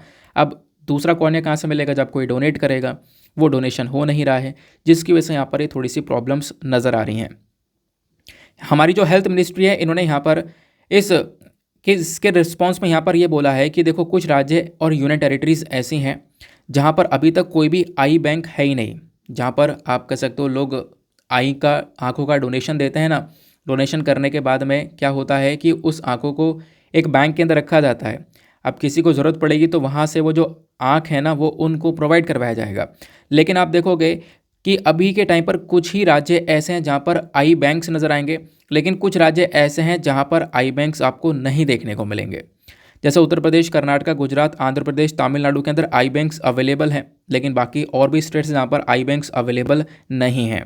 दूसरी बात यहाँ पर बोली गई है कि जो कॉर्निया ट्रांसप्लांट है, यानी कि वही मैंने आपको बताया, जो कॉर्निया का ट्रांसप्लांट होता है ना, यानी कि आप अपनी आँख के अंदर जो कॉर्निया है वो चेंज करवा रहे हो, तो ये जो ट्रांसप्लांटेशन है ये बहुत कम हो चुका है। 2016-17 में लगभग 30,740 ट्रांसप्लांटेशन हुआ था, लेकिन वही डेटा आप देखोगे साल 2021-22 के अंदर तो ये 24,000 हो चुका है। यानी कि 30,000 से ये कम होकर 24,000 पहुंच चुका है। तो यानी कि ये ट्रांसप्लांटेशन कम हो रहा है, कॉर्निया का डोनेशन कम हो रहा है, वो बात यहाँ पर मेंशन की गई। अब यहाँ पर हमारी मिनिस्ट्री क्या बोलती है? मिनिस्ट्री ये बोलती है क्यों नहीं हो रहा है आई डोनेशन, इसके पीछे का रीज़न क्या है? देखो, उसके पीछे का रीज़न है लोगों के अंदर बिल्कुल भी अवेयरनेस नहीं है, जागरूकता नहीं है। काफ़ी सारा झूठ यहाँ पर फैला हुआ है आई डोनेशन को लेकर, है ना, कि जान चली जाती है, सारी चीज़ें, ये इस प्रकार के झूठ देखने को मिलेंगे ट्रांसप्लांटेशन के दौरान। देन उसके बाद में आप कह सकते हो कि बैंकिंग फैसिलिटीज़ प्रॉपरली कहीं पर अवेलेबल नहीं है। इन सब चीज़ों की वजह से यहाँ पर आई डोनेशन को लेकर आप कह सकते हो एक गिरावट नज़र आ रही है, या फिर आई डोनेशन जो है बुरी तरह से अफेक्ट हो चुका है, ऐसा हम लोग कह सकते हैं। तो इस कलेक्शन को लेकर, कॉर्निया के कलेक्शन को लेकर एक डिस्पैरिटी नज़र आ रही है, एक डिफरेंस नज़र आ रहा है। यानी कि कुछ राज्यों के अंदर कलेक्शन हुआ है और कुछ राज्यों के अंदर कलेक्शन बिल्कुल भी नहीं हुआ है, वो यहाँ पर आर्टिकल में बोला गया। तो कॉर्निया एग्जैक्टली यहाँ पर है क्या? तो आप लोग इसको पिक्चर में देख सकते हो, ये यहाँ पर आंखों के ऊपर एग्जैक्टली ये रहा कॉर्निया, ठीक है ना। यहाँ की बात की जा रही है, इसी वाले कॉर्निया की बात की जा रही है, इसी कॉर्निया का ट्रांसप्लांटेशन के बारे में चर्चा हो रही है। अब ये वाला पिक्चर देखो, इस वाले पिक्चर में कुछ इंपॉर्टेंट बातें हैं जो कि आपको बहुत ज़्यादा हेल्प करेंगी। क्वेश्चन यहाँ पर यह है कि देखो, हम लोग ऑर्गन्स को डोनेट करते हैं, ऑर्गन्स का डोनेशन होता है इंडिया के अंदर में, और इसको लेकर नवंबर के में, शायद नवंबर में एक दिन भी ऑब्जर्व किया जाता है, कोई डेट है जिसको ऑब्जर्व किया जाता है ऑर्गन डोनेशन डे की साइड, डोनेशन डे की तरह ऑब्जर्व किया जाता है, मे बी नवंबर में, मुझे ध्यान नहीं आ रहा है, वैसे शायद नवंबर में ही है वो दिन।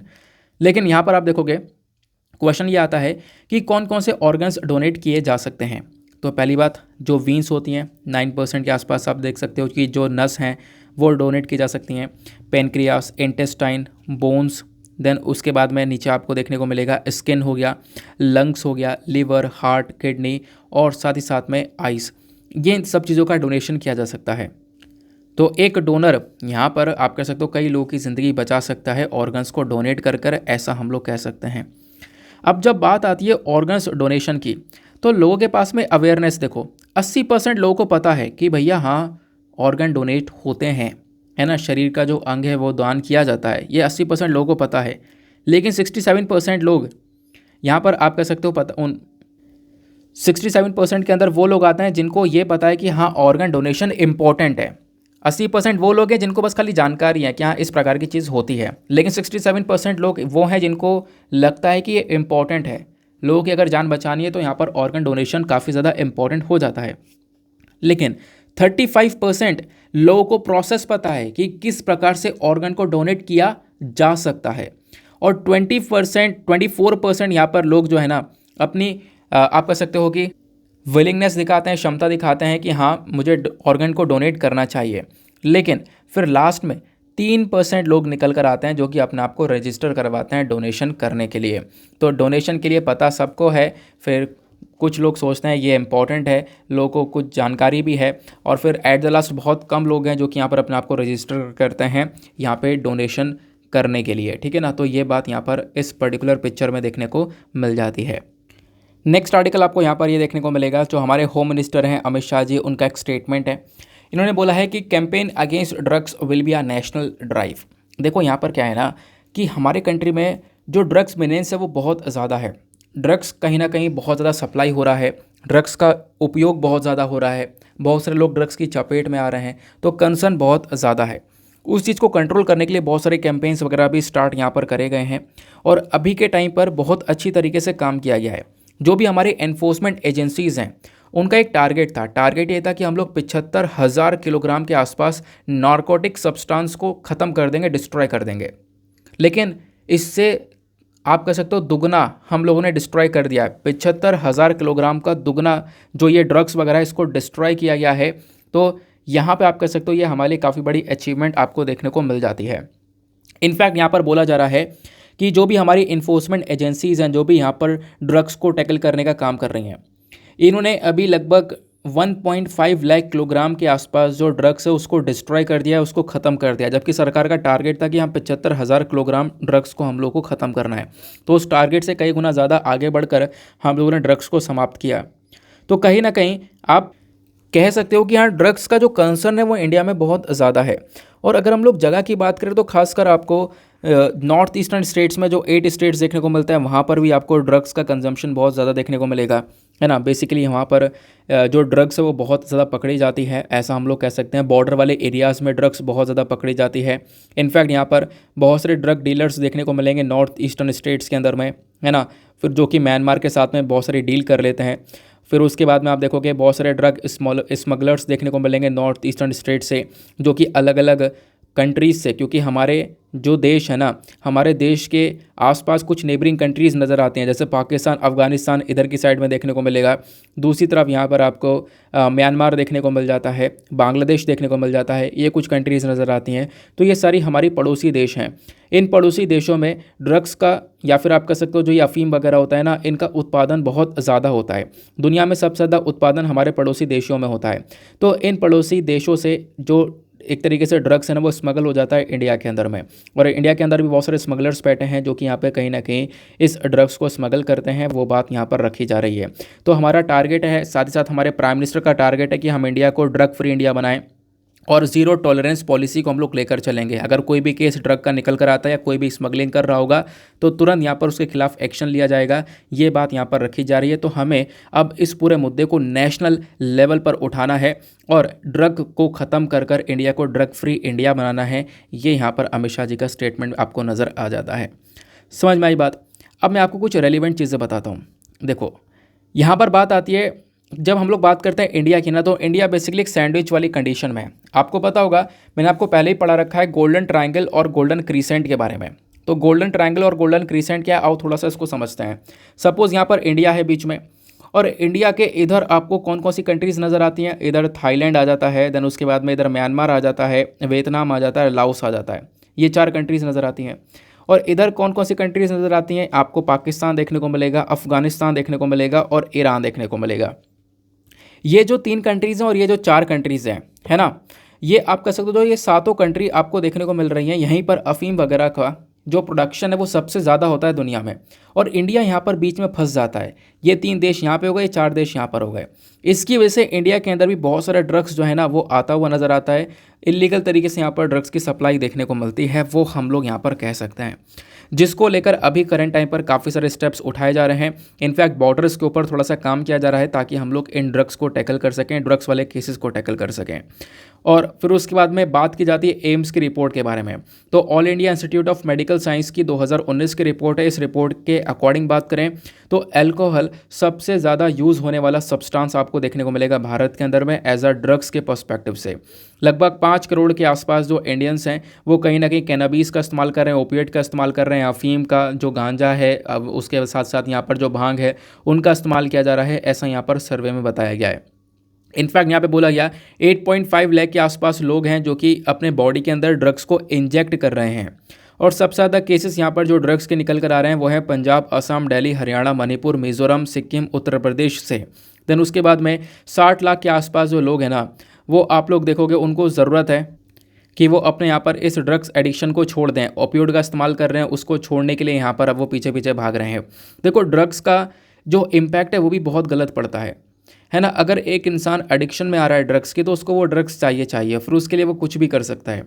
और ड्रग्स की वजह से आप कह सकते हो एक्सीडेंट, डोमेस्टिक वायलेंस, घर में हिंसा बढ़ रही है, मेडिकल प्रॉब्लम्स, डेथ तक यहाँ पर देखने को मिल रही है। इकोनॉमिक पोटेंशियल वेस्ट हो रहा है, वहाँ पे उस व्यक्ति के अंदर बहुत ज़्यादा पोटेंशियल है जो कि अभी ड्रग्स में एक तरीके से धुंध घूम रहा है और एक जगह पर पड़ा हुआ है, उसका कोई कॉन्ट्रीब्यूशन आपको देखने को मिलेगा नहीं। साथ ही साथ में ड्रग्स की वजह से फैमिली, फ्रेंड्स और साथ ही साथ में सोशल प्रॉब्लम्स के साथ में जो रिलेशनशिप है वो पूरी तरह से ख़त्म हो जाते हैं। बहुत सारी बीमारियों के बढ़ने के चांसेस बढ़ जाते हैं। डायरेक्टली जो ये ड्रग्स है ना ये हेल्थ के ऊपर इम्पैक्ट डालता है। आप कह सकते हो बहुत सारी बीमारियों को बढ़ावा देता है। Hepatitis B, hepatitis C, tuberculosis जैसी बीमारियों को बढ़ावा यहाँ पर दिया जाता है इस ड्रग्स के माध्यम से। समझ में आई। दूसरी बात आप देखोगे सबसे बड़ी दिक्कत क्या है ना, आपसे यहाँ पर एक तरीके से इसके बारे में पूछा भी जा सकता है, ड्रग्स को हम लोग रोक क्यों नहीं पा रहे हैं? आपको पता है रीज़न क्या है, क्यों नहीं रोक पा रहे हैं? मतलब बहुत लंबे समय से फोकस किया जा रहा है drug free India, drug free India, लेकिन रोक क्यों नहीं पा रहे हैं? रीज़न यह है कि कुछ इस प्रकार की ड्रग्स है जो कि इंडिया के अंदर खुद लीगली अवेलेबल है, कानूनी तौर पर अवेलेबल है। फॉर एग्जाम्पल टोबैको, तंबाकू जैसी यहाँ पे चीज़ें जो देखने को मिलती हैं, ये अपने आप में बहुत बड़ी प्रॉब्लम है। तंबाकू हर जगह मिल रहा है ना। तो तंबाकू क्या है, एक रास्ता है जो कि इंसान को आगे और बड़े बड़े नशे करने में मजबूर कर देता है।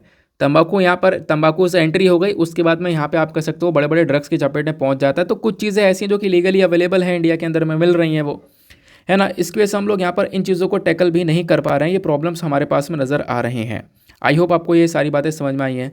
प्लस सरकार के बहुत सारे इनिशिएटिव्स आपको देखने को मिलेंगे जिस इनिशिएटिव के माध्यम से हम लोग ड्रग एडिक्शन को टैकल कर रहे हैं। जैसे कि आपको नारकोटिक्स कंट्रोल ब्यूरो, जो एक तरीके से आपको देखो, पहली बात तो एनडीपीएस एक्ट है, हमारे पास में अलग अलग बॉडीज़ हैं। एनडीपीएस एक्ट 1985 है जो कि यहाँ पर ड्रग्स कंजम्पशन को रोकता है। उसके बाद में सरकार ने नशा मुक्त भारत को चलाया है, ड्रग फ्री इंडिया कैंपेन को स्टार्ट किया है ना। इंटरनेशनल ट्रीटीज़ हम लोगों ने काफ़ी सारी साइन कर रखी हैं जहाँ पे हमारा फोकस है कि हम लोग ड्रग्स के जो यूज़ है उसको पूरी तरह से रोकेंगे। इंटरनेशनल ट्रीटी में तो ये सारी ट्रीटीज़ आपको देखने को मिलेंगी। ये 4 ट्रीटीज़ हैं, ये मैं भी यहाँ पर रीड ही करूँगा। इससे अच्छा आप लोग यहाँ पर पीडीएफ से पढ़ लेना या वीडियो पॉज करके आप लोग इसको रीड कर सकते हो। तो ये ट्रीटीज़ है जिसको भारत ने साइन कर रखा है। इन ट्रीटीज़ का फोकस ये है कि इंटरनेशनल लेवल पर भी जो ड्रग्स है ना उनका यूज़ पूरी तरह से रोका जाए, उनकी स्मगलिंग रोका जाए, उनकी सप्लाई को रोका जाए। समझ में आई बात ना। आगे चलते हैं नेक्स्ट आर्टिकल पर। तो यहाँ पर ड्रग के खिलाफ लड़ाई चल रही है और यहाँ पे आप देख पाओगे हमारे होम मिनिस्टर हैं। होम मिनिस्टर किन के साथ में है?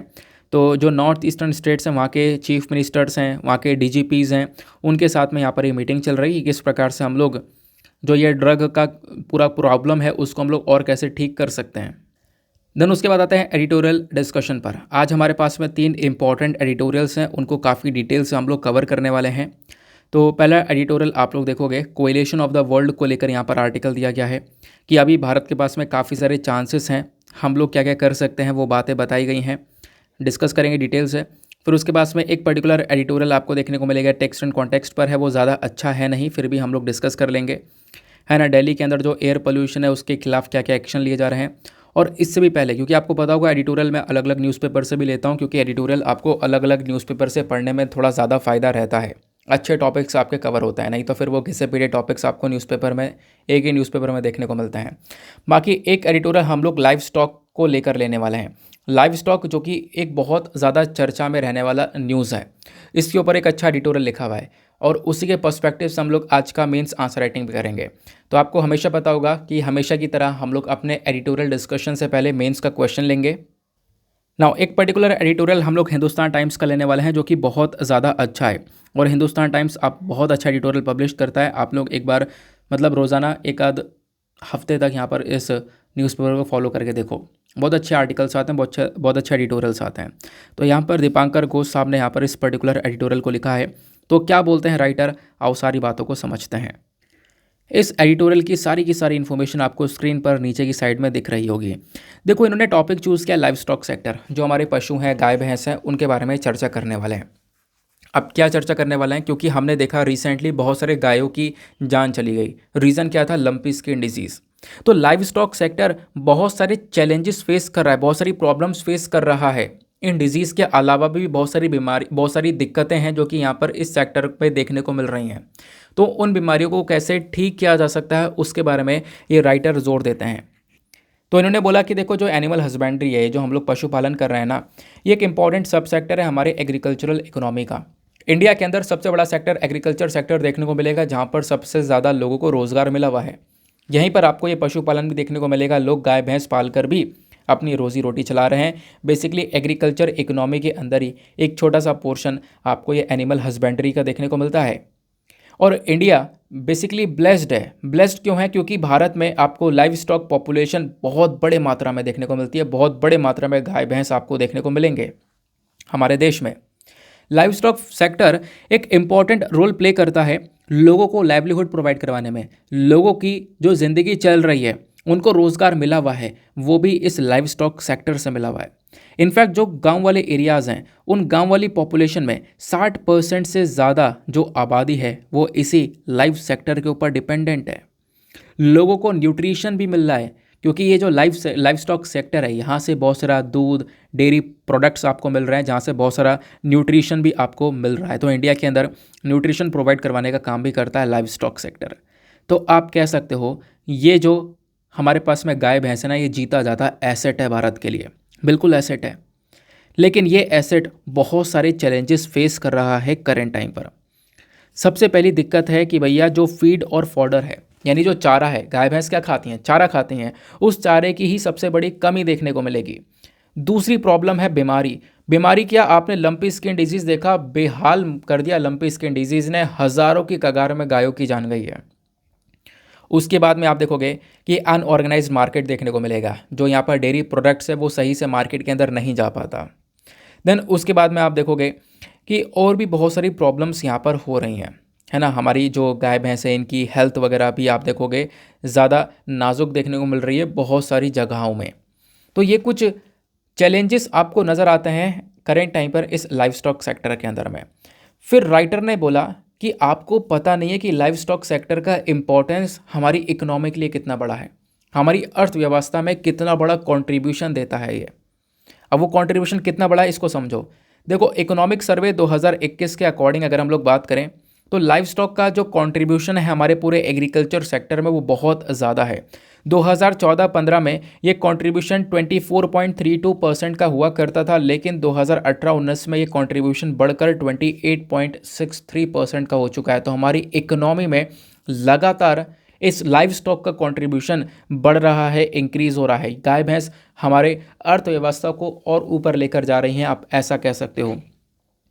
दूसरा इंपॉर्टेंट चीज़ यह है एम्प्लॉयमेंट एंड जेंडर इक्वालिटी। अब आप कहोगे ये तो लिंक नहीं हुआ, अब देखो लिंक करके समझते हैं। हुआ क्या, राइटर ने ये बोला कि देखो हमारी इकोनॉमी को तो बढ़ावा दे ही रहा है लाइव स्टॉक सेक्टर। दूसरी इंपॉर्टेंट बात, जो गांव के अंदर लोग आपको देखने को मिलेंगे उनको ज़्यादातर रोज़गार इसी सेक्टर में मिला हुआ है। लोगों ने अपने घर में गाय पाल रखी है, उसी का यहाँ पर दूध दोने के बाद में उसको बेच रहे हैं, उसी से यहाँ पर उनका जो लाइवलीहुड है वो पूरा चल रहा है।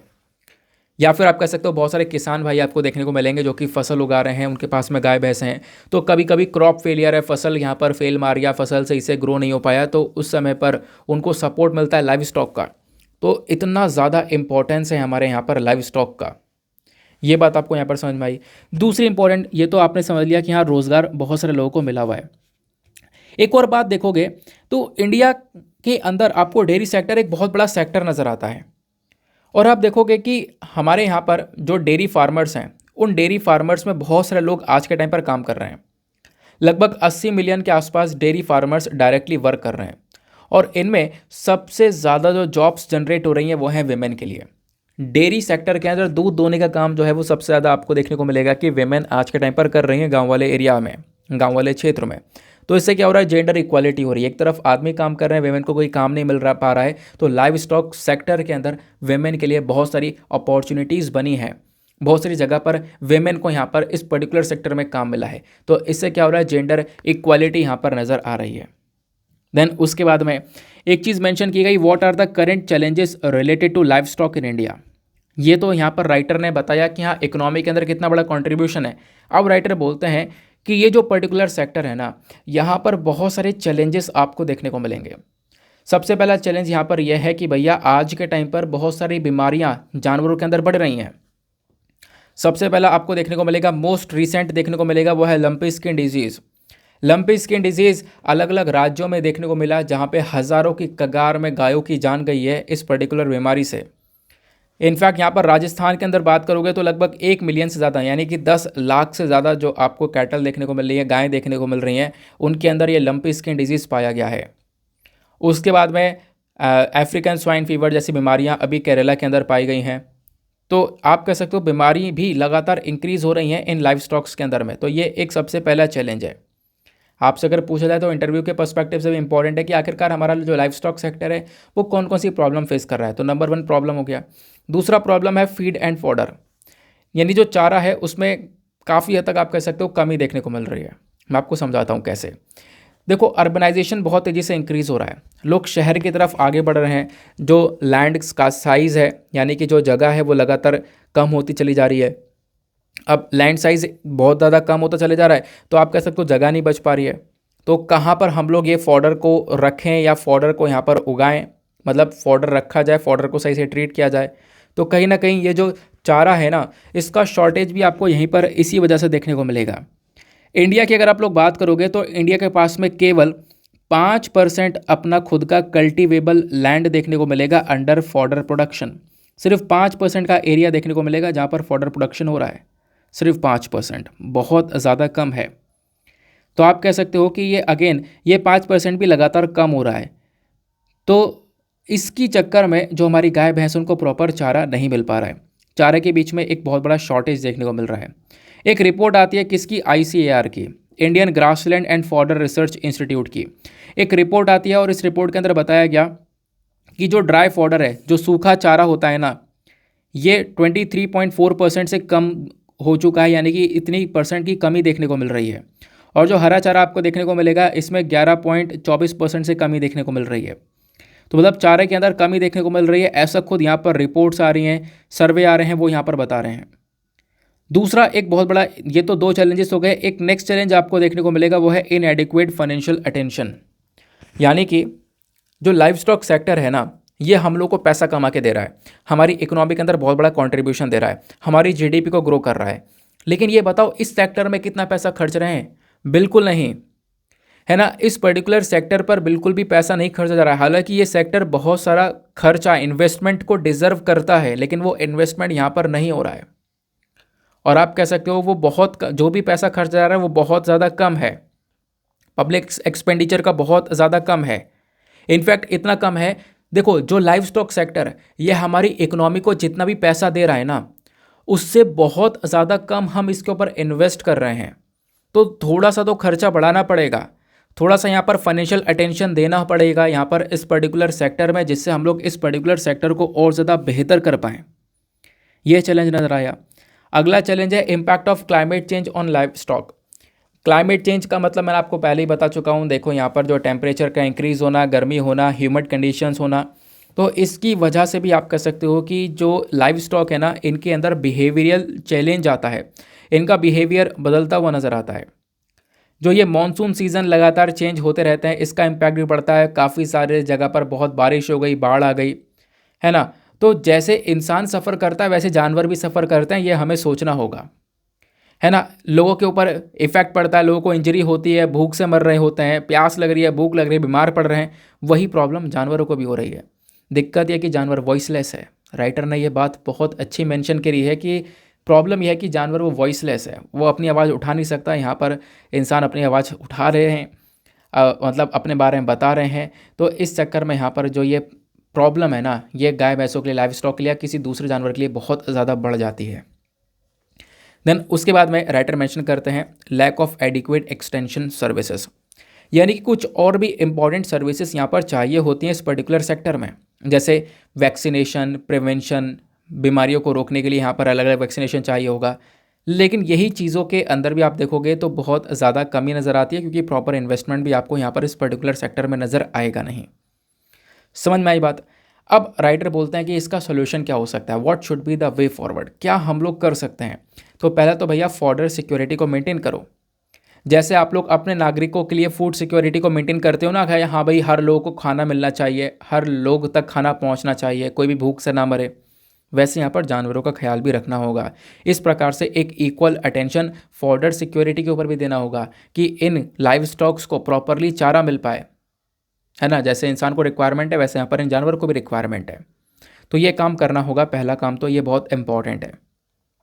दूसरा यहाँ पे बोला गया कि आप एक रिपोर्ट के अकॉर्डिंग बात करोगे, जैसे ministry of new and renewable energy report के अकॉर्डिंग बात करें तो भारत क्या करता है, भारत हर साल के हिसाब से लगभग 500 मिलियन टन के आसपास क्रॉप रेसिड्यू जनरेट करता है। जो क्रॉप के अंदर काफ़ी सारा वेस्ट है वो हम लोग हर साल इतना जनरेट करते हैं, जिसमें से 92 मिलियन हर साल जला दिया जाता है। तो बोला ये जाता है कि भैया जलाने के बजाय आप उसका इस्तेमाल कर सकते हो चारा के अंदर में, ये एक बहुत बड़ा सोल्यूशन हो सकता है। प्लस उसके बाद में जो इंडिजीनियस ब्रीड जीन बैंक्स हैं वो आप लोग बना सकते हो। यानी कि देखो हमारी कंट्री की बहुत सारी अलग अलग ब्रीड्स होती हैं, अलग अलग यहाँ पर जानवरों की ब्रीड्स पाई जाती हैं, और इम्पॉर्टेंट ये है कि हम अपने खुद की कंट्री की जो ब्रीड्स हैं उसको बचा पाएँ। क्योंकि हमारी अगर कंट्री की ब्रीड है तो हमारे कंट्री का टेम्परेचर हो गया, क्लाइमेट हो गया, उस चीज़ को आराम से झेल पाएगी, है ना, उस चीज़ को यहाँ पर फेस कर पाएगी। अगर कोई दूसरी ब्रीड है, बाहर की ब्रीड है, तो वो उन चीज़ों को नहीं झेल पाएगी। तो इसके लिए क्या करना होगा, हमें जीन बैंक्स को बनाना होगा। जीन बैंक्स बनाने होंगे। वो जीन बैंक क्या करेंगे, अलग अलग रिसर्च इंस्टीट्यूशंस को यहाँ पर सिखाएंगे कि कैसे कैसे रिसर्च करनी है। इससे हम लोग क्या कर पाएंगे, हम अपने खुद के जो इंडिजीनियस ब्रीड्स हैं उनको बचा पाएंगे। पहली बात, हमारी खुद की ब्रीड्स को प्रोटेक्शन देना हमारे लिए बहुत ज़्यादा इंपॉर्टेंट हो जाता है, वो बात यहाँ पर मेंशन की जाती है। आई होप आपको यहाँ पर ये पर्टिकुलर एडिटोरियल बहुत अच्छे से क्लियर हो चुका है। अच्छा, मेंस का क्वेश्चन मुझे स्टार्टिंग में देना था, मैंने मेंस का क्वेश्चन अभी तक आपको दिया नहीं है, लेकिन चलो कोई बात नहीं, अब यहाँ पर मैं आपको प्रोवाइड करवा देता हूँ। आपने आर्टिकल बहुत अच्छे से सुना, अब आप लोग बहुत आराम से, बहुत प्यार से, बहुत सुंदर सा आंसर लिख सकते हो। और मतलब एक अच्छा टॉपिक है, बहुत न्यूज़ में है ये, है ना। तो पॉसिबिलिटी है कि इसके ऊपर क्वेश्चन बने भी। क्वेश्चन क्या बोलता है, highlight the major challenges related to the livestock sector in India in the light of recent lumpy skin disease outbreak. हाल ही में लंपी स्किन डिजीज आउटब्रेक देखने को मिला। इसको देखते हुए आप बताओ कि लाइव स्टॉक सेक्टर के अंदर क्या क्या चैलेंजेस करेंट टाइम पर भारत में देखने को मिलते हैं। 250 शब्दों में आंसर लिखना, और आंसर लिखने के बाद में कहाँ पर सबमिट करना है, टेलीग्राम पर जाना, सर्च बॉक्स में टाइप करना Deepak Yadav education mains answer writing, full form लिखना, आपको वो चैनल मिलेगा। 32,000 के आसपास, यानी 32,000 के आसपास लोग वहाँ पर जुड़े हुए हैं, आप भी वहाँ पर जुड़ सकते हो। और एक काम करना, आंसर लिखने के बाद में जब आप लोग सबमिट करोगे ना, तो आप एक कोशिश ये करना कि आप एटलीस्ट 2-2 आंसर्स को रिव्यू कर लो। जब सभी लोग 2-2 आंसर्स को रिव्यू करेंगे ना, तो इससे बहुत फ़ायदा होगा। फ़ायदा ये होगा कि आपके पास में कुछ अच्छे, कुछ नए पॉइंट्स कलेक्ट होंगे, साथ ही साथ में सामने वाले की कुछ मिस्टेक्स होंगी, तो आप यहाँ पर वो चीज़ बता पाओगे, उसको इंकरेज कर पाओगे कि हाँ यहाँ पे आपको इंप्रूवमेंट की आवश्यकता है। तो इस प्रकार से यहाँ पर काम किया जा सकता है। आप लोग भी ज़रूर से जाके उसमें पार्टिसिपेट करना। नेक्स्ट एडिटोरियल पर आते हैं। नाउ जो अगला एडिटोरियल है ये बात करते the coalition of the world के बारे में। इस पर्टिकुलर एडिटोरियल को लिखा गया है मुकुल सांवाल के साहब के थ्रू, है ना। तो ये बेसिकली यहाँ पर एक फॉर्मर यूएन डिप्लोमेट है। अब इनका क्या कहना है, आओ हम लोग थोड़ा सा इसको समझने की कोशिश करते हैं। नाउ यहाँ पर राइटर बोलते हैं कि देखो इंडिया के हाथ में अब की बार की प्रेसिडेंसी है। G20 ग्रुप हो गया, उसको हम लोग यहाँ पर, उसकी प्रेसिडेंसी इंडिया के हाथ में है। SCO Shanghai Cooperation Organisation Summit की यहाँ पर जो प्रेसिडेंसी है वो भारत के हाथ में है। यूनाइटेड नेशन सिक्योरिटी काउंसिल की जो प्रेसिडेंसी है वो भारत के हाथ में है। तो आप देखोगे कि अब की बार ये तीनों की प्रेसिडेंसी, और ये तीनों बहुत इंपॉर्टेंट ग्रुप हैं जो कि दुनिया भर को रिप्रेजेंट कर रहे हैं, तीनों की प्रेसिडेंसी भारत के हाथ में है। तो भारत के पास में एक अपॉर्चुनिटी, एक अवसर है कि हम लोग क्या कर सकते हैं, बहुत सारे चेंजेस लेकर आ सकते हैं। यूनाइटेड नेशन को री इन्वेंट कर सकते हैं, कुछ नई नई चीज़ें लेकर आ सकते हैं यूनाइटेड नेशन के अंदर में, वो बात यहाँ पर बोली जा रही है। क्योंकि हमारा डायरेक्टली इम्पैक्ट यूनाइटेड नेशन के अंदर देखने को मिलेगा। अब की बार हम लोग बहुत सारे अलग अलग ग्रुप्स को क्या करने वाले हैं, इनको हम लोग उनकी प्रेसिडेंसी को हम लोग संभालने वाले हैं। देन राइटर ये बोलते हैं कि देखो जो लीग ऑफ नेशंस हैं ये सारे आपको देखने को मिलेगा, इनको सेटअप किया गया 1920 में। होता यहाँ पर यह है कि जो यूनाइटेड नेशन आपको नज़र आता है, यूनाइटेड नेशन के अलग अलग ऑर्गन्स हैं ना, United nation security council, United nation general assembly, trusteeship council वगैरह वगैरह, इस प्रकार से आपको 6 ऑर्गन्स देखने को मिलते हैं इसके। तो बोला ये जाता है कि आप देखो यूनाइटेड नेशन का काम क्या है। यूनाइटेड नेशन का काम है दुनिया भर में पीस एंड सिक्योरिटी को मेंटेन करना, दुनिया में शांति को बनाए रखने का यहाँ पर काम है यूनाइटेड नेशन सिक्योरिटी काउंसिल का। लेकिन यहाँ पे बोला गया कि देखो इंडिया भी यहाँ पर इसका हिस्सा बना। 75 साल बाद भी आप लोग देखोगे, जैसे इंडिया को 75 ईयर्स पूरे हो चुके हैं आज़ाद हुए हुए, उसके बाद भी आप देखोगे ना तो बहुत सारी प्रॉब्लम्स, जो कॉन्फ्लिक्ट्स हैं वो अभी तक बने हुए हैं यूनाइटेड नेशन सिक्योरिटी काउंसिल के अंदर। यूनाइटेड नेशन सेक्रेटरी जनरल जो है ना वो है आज के टाइम पर एंटोनियो गुटेरेस साहब। तो एंटोनियो गुटेरेस का यहाँ पर कहना यह है कि यूनाइटेड नेशन जनरल असेंबली को देखोगे या फिर अपना पूरा यूनाइटेड नेशन देखोगे तो इसका काम है दुनिया भर में शांति को मेंटेन करना, लेकिन ये वो काम ये कर नहीं पाया है। इसके अंदर बहुत सारे डिसफंक्शंस नज़र आए हैं क्योंकि दुनिया भर में जियोपॉलिटिकल डिवाइड बढ़ चुका है। इसका काम था शांति को मेंटेन करना, लेकिन अभी के टाइम की सिचुएशन लोगे, करंट टाइम की सिचुएशन लोगे तो आपको खुद नजर आएगा तो जो पूरी दुनिया है ना वो बटी पड़ी है। एक तरफ वेस्टर्न साइड बटा पड़ा है, दूसरी तरफ रशिया चाइना एक हुए पड़े हैं। तो आप देखोगे पूरा का पूरा जियोपॉलिटिकल डिवाइड देखने को मिल रहा है। जो काम यूनाइटेड नेशन को करना चाहिए था, जो काम यूनाइटेड नेशन का है एग्जैक्टली, वो यहाँ पर नहीं देखने को मिला। क्योंकि सिचुएशन ये है कि आप देखो रशिया चाइना इधर ये कंट्रीज़ एक साथ आ चुकी हैं, इधर यहाँ पर आपको यूएसए देखने को मिलेगा, इधर यूएसए के साथ यूरोपियन कंट्रीज़ इधर एक साथ आ चुकी हैं, है ना। अलग अलग डिमांड चल रही है अलग अलग कंट्रीज़ की। यूएसए रशिया के बीच में अपने आप में बहुत बड़ा कॉन्फ्लिक्ट बना हुआ है। भारत के साथ में आप देखोगे बहुत सारे कंट्रीज़ के, पाकिस्तान चाइना जैसे कंट्रीज़ के बॉर्डर इश्यूज़ बने रहते हैं हमारे और इन कंट्रीज़ के बीच में। फिर उसके बाद में आप देखोगे ऐसे ही और बहुत सारे पर्टिकुलर इश्यूज़ उठे पड़े हैं। तो जियोपॉलिटिकल डिवाइड आज के टाइम पर बहुत बढ़ चुका है। ज़रूरत थी कि हम लोग चीज़ों को रिजॉल्व करें, लेकिन यूनाइटेड नेशन का काम ऐसा देखने को नहीं मिला है। लेकिन राइटर बोलते हैं कि भारत के हाथ में अब की बार यहाँ पर प्रेसिडेंशिप आ चुकी है। भारत यहाँ पर G20 की प्रेसिडेंसी को संभाल रहा है। यूनाइटेड नेशन सिक्योरिटी काउंसिल के अंदर 2022 के आप देखोगे तो यहाँ पर एक मेंबर बना हुआ है। शंघाई कोऑपरेशन ऑर्गेनाइजेशन के अंदर आप देख पाओगे यहाँ पर इसकी प्रेसिडेंसीशिप भारत के पास में आने वाली है 2023 की। तो यहाँ पे आप कह सकते हो भारत के पास में बहुत सारी पावर्स आने वाली है। भारत काफ़ी सारे चेंजेस लेकर आ सकता है। अभी के टाइम पर हम लोग 5वें नंबर पर आने वाली एक लार्जेस्ट इकोनॉमी है। हम लोग क्या कर सकते हैं, इंटरेक्ट कर सकते हैं इन सभी ग्रुप्स के साथ में, और हमारी जो अब एक अपॉर्चुनिटी, हिस्टोरिक जो अपॉर्चुनिटी हमारे पास में आई है उसका इस्तेमाल करके हम लोग कुछ चीज़ें नई लेकर आ सकते हैं, कुछ नई चीज़ें इन्वेंट कर सकते हैं और यहाँ पर कुछ अलग से कदम उठा सकते हैं। Now United nation at a turning point करके यहाँ पर राइटर ने एक हेडिंग दी है। अब यहाँ पर ये क्या बोलते हैं, देखो ये बोलते हैं कि देखो बहुत सारे इश्यूज़ दुनिया भर में हैं। पहला इशू यहाँ पर यह है कि देखो G7 समिट हुआ था अभी जून के मंथ में, जून के मंथ में G7 समिट हुआ था। देखो राइटर ने बोला पहले इशू के अंदर कि क्लाइमेट चेंज जो है वो एक बहुत बड़ी प्रॉब्लम है। क्लाइमेट चेंज एक इतनी बड़ी प्रॉब्लम बन चुकी है, पोल्यूशन लगातार इंक्रीज़ हो रहा है, टेम्परेचर इंक्रीज़ हो रहा है ना, ग्लोबल वार्मिंग देखने को मिल रही है, तो एक अपने आप में दिक्कत है। अब ये जो पोल्यूशन किया है वो किसने किया है, देखो स्टार्टिंग में जो सबसे ज़्यादा पोल्यूशन किया गया है वो डेवलप्ड कंट्रीज़ के थ्रू किया गया है। कौन सी कंट्रीज़, डेवलप्ड कंट्रीज़, लास्ट में ईडी लगा है, जैसे यूएसए हो गया, यूरोपियन यूनियन की कंट्रीज़ हो गई, ये सब ऑलरेडी डेवलप हो चुके हैं। डेवलप्ड कंट्रीज़ ने यहाँ पर पोल्यूशन किया।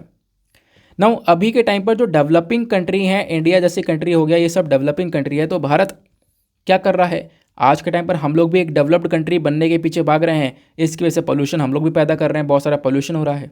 इन कंट्रीज ने तो ऑलरेडी बहुत सारा पोल्यूशन करके अपने मुकाम पर पहुंच चुके हैं। तो आप देखोगे बहुत सारे समिट हुए, बहुत सारे मीटिंग्स हुई जहां पर एग्जैक्टली बोला गया कि ये जो कंट्रीज़ हैं, जो डेवलप्ड कंट्रीज़ हैं, जिन्होंने खूब सारा पोल्यूशन किया और आज अपने यहाँ पर डेवलप्ड कंट्री का स्तर लेकर बैठे हैं, तो इनको यहाँ पे क्या करना चाहिए, क्लाइमेट फाइनेंस प्रोवाइड करना चाहिए। यानी कि जो बाकी सारी कंट्रीज़ के ऊपर तुम जोर डाल रहे हो, जो बड़ी बड़ी कंट्रीज़ है ना, ये अभी डेवलपिंग कंट्री के ऊपर जोर डाल रही हैं कि ये पोल्यूशन बंद करें, जबकि खुद सारा पोल्यूशन करके बैठी हुई हैं। तो करना क्या चाहिए था, इनको क्लाइमेट फाइनेंस प्रोवाइड करवाना चाहिए था कि आप कुछ पैसा प्रोवाइड करवाओ डेवलपिंग कंट्री को, ताकि वो इस पोल्यूशन वाली सिचुएशन से बाहर निकल सके। और इसको लेकर बहुत बार मुद्दा उठाया गया है। G7 समिट हुआ था जून के अंदर, उससे पहले G7 समिट और भी बहुत सारे हुए हैं, है ना। हमेशा ये बात रखी गई है, लेकिन क्या हुआ, अभी तक ये फंड नहीं दिया गया है। अभी तक 1992 में, 2009 में, ये आप कह सकते हो अलग अलग बार फंड का अलोकेशन के बारे में बताया गया था कि हाँ भाई इतना फंड दिया जाएगा, इतना फंड दिया जाएगा। 2009 में बोला गया था कि हम लोग लगभग $100 बिलियन पर ईयर के हिसाब से क्लाइमेट फाइनेंस प्रोवाइड करवाएंगे, लेकिन आज तक वो वादा फुलफिल नहीं किया गया। ये आपको एक बहुत बड़ा चैलेंज देखने को मिल रहा है। दूसरा यहाँ पर चैलेंज राइटर मेंशन करते हैं। दूसरा चैलेंज क्या है, चाइना। देखो, चाइना एक बहुत बड़ा चैलेंज बनकर आ रहा है पूरे दुनिया भर के लिए। China belt and road initiative का प्रोजेक्ट लेकर आया है। बेल्ट एंड रोड इनिशिएटिव का काम क्या है, दुनिया भर की कंट्रीज़ को कनेक्ट करना। दुनिया भर की कंट्रीज़ को चाइना BRI के माध्यम से कनेक्ट कर रहा है ना। इंफ्रास्ट्रक्चर बहुत ज़्यादा डेवलप कर रहा है, व्यापार बना रहा है अपना, ये आप कह सकते हो, लोगों को कनेक्ट कर रहा है, कंट्रीज़ को कनेक्ट कर रहा है। और कनेक्ट करने का तरीका पता है क्या है, एक कंट्री को इतना सारा लोन प्रोवाइड करवा देना, फिर उसके बाद में वो कंट्री जो है ना कहीं चाइना के कंट्रोल में आ जाती है। वो कंट्रीज़ों को इतना लोन दे रहा है कि वो कंट्री अपना जो लोन है वो चाइना को चुकाने के लिए भी लोन लेना पड़ रहा है उन कंट्रीज़ को। यह हालात है जैसे श्रीलंका के अंदर देखने को मिला, और वैसे ही कुछ हालात आपको अफ्रीकन कंट्रीज़ में भी नज़र आ रहे हैं। अफ्रीकन कंट्रीज़ का भी यही हाल है, बहुत सारे देशों ने बहुत सारा लोन चाइना से ले लिया है।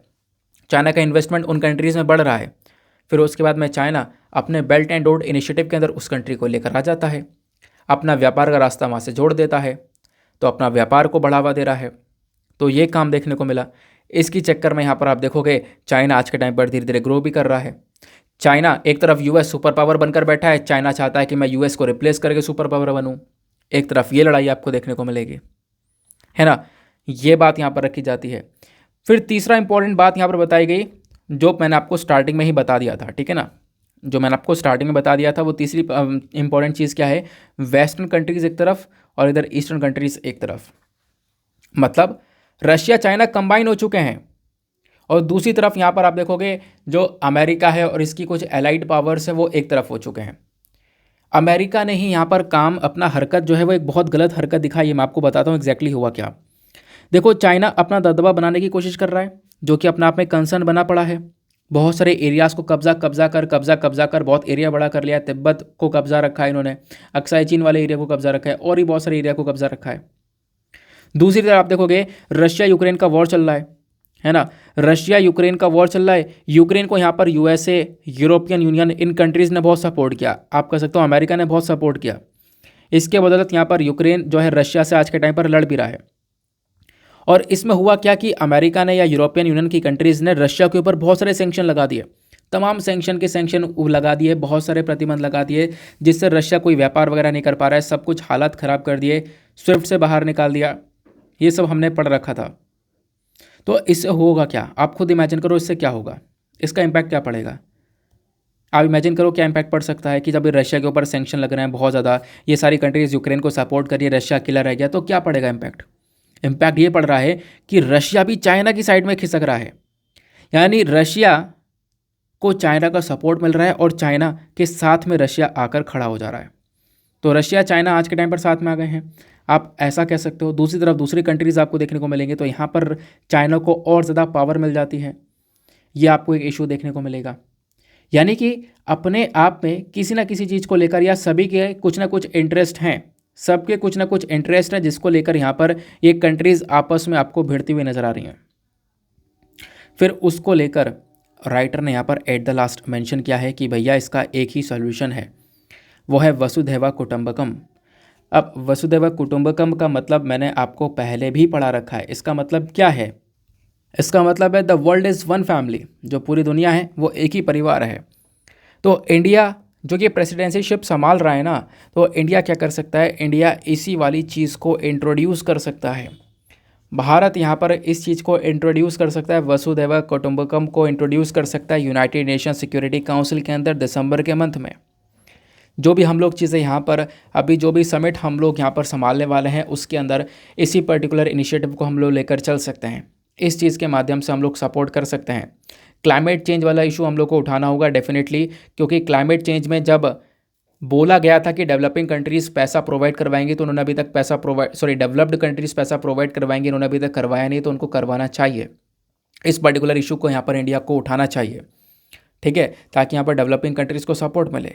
दूसरा यहाँ पर वसुधैव कुटुंबकम, इसको यहाँ पर इंट्रोड्यूस करना होगा। The world is one family, दुनिया एक ही परिवार है और साथ में रहना होगा, तभी यहाँ पर फ़ायदा है। अदरवाइज़ अगर डिवाइड रहेंगे तो अपने आप में सभी को कुछ ना कुछ चैलेंजेस फेस करने पड़ेंगे, वो यहाँ पर राइटर ने मेंशन किया है। यानी कि वर्ल्ड का कोएलिशन चाहिए, the coalition of the world.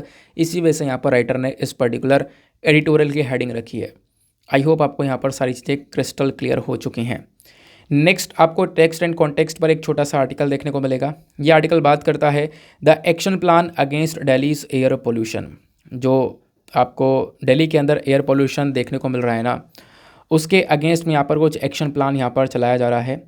तो एक एक्शन प्लान है जहाँ पर देखो करंट टाइम पर सिचुएशन ये है कि दिल्ली के अंदर जो वायु प्रदूषण है वो बहुत ज़्यादा बढ़ चुका है। जो रिपोर्ट्स हैं उनके अकॉर्डिंग बात करें, एक्सपर्ट्स के अकॉर्डिंग बात करें, तो उस एयर पोल्यूशन को टैकल करने की आवश्यकता है। दिल्ली के बाद वो एयर पोल्यूशन थोड़ा सा और बढ़ता हुआ नज़र आता है। तो इस चक्कर में यहाँ पर कुछ अभी कदम उठाए गए हैं। कदम यहाँ पर ये उठाया गया है कि दिल्ली एनसीआर रीजन को 4 स्टेजेस में बांट दिया गया है। 4 स्टेजेस में, वो 4 स्टेजेस कौन कौन सी हैं? देखो, स्टेज नंबर 1 यानी कि कुछ ऐसे एरिया जहाँ पर एयर क्वालिटी जो है ना वो पुअर वाली कैटेगरी में है। कुछ ऐसे एरिया, ये तो नंबर 1 हो गया। दूसरा स्टेज यहाँ पर यह है कि कुछ ऐसे एरिया जहाँ पर जो एयर क्वालिटी है वो वेरी पुअर वाली कैटेगरी में है, जहाँ पर एयर क्वालिटी और ज़्यादा ख़राब है। तीसरा स्टेज जहाँ पर एयर क्वालिटी सीवर कैटेगरी में बहुत ही और ज़्यादा बदतर हालात हैं। और चौथा स्टेज यहाँ पर वो है सीवर प्लस वाला, यानी कि सिचुएशन और ज़्यादा बदतर है। यानी कि एयर क्वालिटी पहले स्टेज में ख़राब है, दूसरे स्टेज में और ख़राब, तीसरे स्टेज में और ज़्यादा ख़राब और चौथे स्टेज में बहुत ज़्यादा ख़राब। तो इस प्रकार से यहाँ पर 4 स्टेजेस के अंदर अभी इन्होंने एरियाज़ को डिवाइड कर दिया है और जो अथॉरिटीज़ उनको इंस्ट्रक्शंस दे दिए गए हैं कि आपको यहाँ पर क्या करना है, इसको लेकर काम करना है। जिस एरिया में पोल्यूशन ज़्यादा है वहाँ पर आपको क्या करना पड़ेगा, जो एमिशंस हैं उनको रोकना है ना। एक तरीके से जो भी अपनी पॉलिसीज़ है उसको इम्प्लीमेंट करना है, वो बात यहाँ पे बोली जा रही है। तो जहाँ पर सिचुएशन थोड़ी ज़्यादा ख़राब है, सीवर प्लस वाली कंडीशन देखने को मिल रही है ना, पोल्यूशन बहुत ज़्यादा हाई है उन एरियाज़ के अंदर, उन एरियाज़ के ऊपर थोड़ा ज़्यादा फोकस करना होगा, उन एरियाज़ के ऊपर थोड़ा पहले फोकस करना होगा। ये यहाँ पर इस प्रकार से कुछ एक्शन प्लान लेकर आया गया है दिल्ली के अंदर जो एयर पोल्यूशन है उसके अगेंस्ट में, ठीक है ना। तो मतलब इसमें कुछ ऐसी खास बातें नहीं हैं यार, आप इसको आप स्किप भी कर सकते हो और स्किप वैसे कर देना चाहिए। बाकी ये तो हमारे आज के इम्पॉर्टेंट एडिटोरियल्स थे। देखो, अब मैं एक बात आपको बताऊं, एक और आर्टिकल है यार, वो आर्टिकल हमारा रह जा रहा है। मतलब आर्टिकल नहीं है वो, बेसिकली एक छोटा सा पिक्चर है। मैं आपको वो पिक्चर दिखा देता हूँ, एक सेकंड को। ये रहा वो पिक्चर। अभी मैं इस पिक्चर को पढ़ाऊंगा तो वो और ज़्यादा लेंथी हो जाएगा, बहुत इंपॉर्टेंट है। मैं भूल गया हूँ बिल्कुल ये पिक्चर पढ़ाना, मेरे दिमाग से निकल गया है, अभी अचानक से मेरे को याद आता है। तो मैंने वैसे बता दिया है, हटाना होता या फिर बंद करना होता तो मैं वीडियो को अभी ऑफ भी कर सकता था, है ना। तो मेरे दिमाग में आया तो मैं आपको बता देता हूँ। यहाँ पर ये पिक्चर आपको देखने को मिला है बसवाना का। तो बेसिकली ये स्टैचू बन रहा है, ये स्टैचू बहुत ऊंचा, लगभग 111 फुट का स्टैचू बन रहा है। तो बसवाना या फिर बसवेश्वर जी के बारे में हम लोग बात करेंगे, कल बात करेंगे, क्योंकि अभी मैं बहुत सारी इन्फॉर्मेशन लेकर आया हुआ हूँ, प्रीवियस ईयर क्वेश्चन भी लेकर आया हुआ हूँ। आप लोग देखोगे प्रीवियस ईयर क्वेश्चन भी है यहाँ पर 2016 का, ये सारी इन्फॉर्मेशन आपको देखने को मिल जाती है। बसवेश्वरा और बसवाना मतलब एक ही नाम है इनके बारे में। तो इनका स्टैचू लगाया जा रहा है अभी। और ये स्टैचू कहाँ पे लग रहा है, यह जगह का नाम ध्यान रखना। ये स्टैचू लगाया जा रहा है कुंबालगोडू विलेज के पास में, कुंबालगोडू विलेज के पास में यहाँ पर लगाया जा रहा है।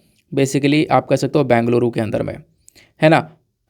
तो हुआ क्या, मेरे को बिल्कुल याद नहीं रहा, और तो मैंने सोचा कि चलो मैं आपको बता देता हूँ और इसके बारे में मैं आपको पढ़ा दूंगा, डोंट वरी। कल मैं आप लोगों को बता दूंगा, ये मेरा प्रॉमिस है, ठीक है ना। तो फिलहाल यार याद नहीं रहा मुझे, पता नहीं क्यों, लेकिन अब यहाँ पर मैंने वैसे बता दिया है आपको, कल हम लोग इसको एक्सप्लेन कर लेंगे। बाकी सारे आर्टिकल्स हम लोग कवर कर चुके हैं। अमित शाह वाला आर्टिकल कवर कर लिया है, इंडियन नेवी वाला आर्टिकल कवर कर लिया है, फिर कुछ आर्टिकल्स हम लोगों ने अलग अलग न्यूज़पेपर के लिए भी थे, वो भी हम लोगों ने कवर कर लिए हैं। और कुछ अच्छे आर्टिकल्स हम लोगों ने आज कवर किए हैं।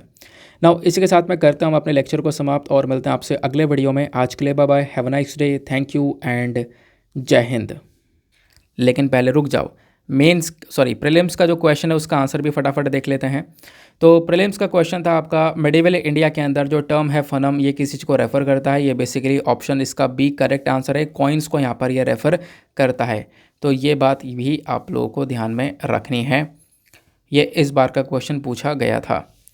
दूसरा, कुछ वोकेबलरीज़ रह रही थी तो उन वोकेबलरीज़ को भी कवर कर लेते हैं। आज की पहला वोकैब है वो है पेस्टिलेंस। पेस्टिलेंस मतलब होता है महामारी, प्लेग या एपिडेमिक। दूसरा है ऑबफस्केट। ऑबफस्केट का मतलब होता है छिपाना, मफल या कॉन्सील। देन उसके बाद में ऑनरस। ऑनरस मतलब कष्टदायक या पेनफुल कह सकते हो या वेटी कह सकते हो। Then extortion. एक्सटॉर्शन मतलब ज़बरदस्ती वसूली। देन मोरिबंड मतलब यहाँ पर हो जाता है मरता हुआ। तो ये कुछ इंपॉर्टेंट वोकैब्स जिसका आप लोग यहाँ पर यूज़ कर सकते हो।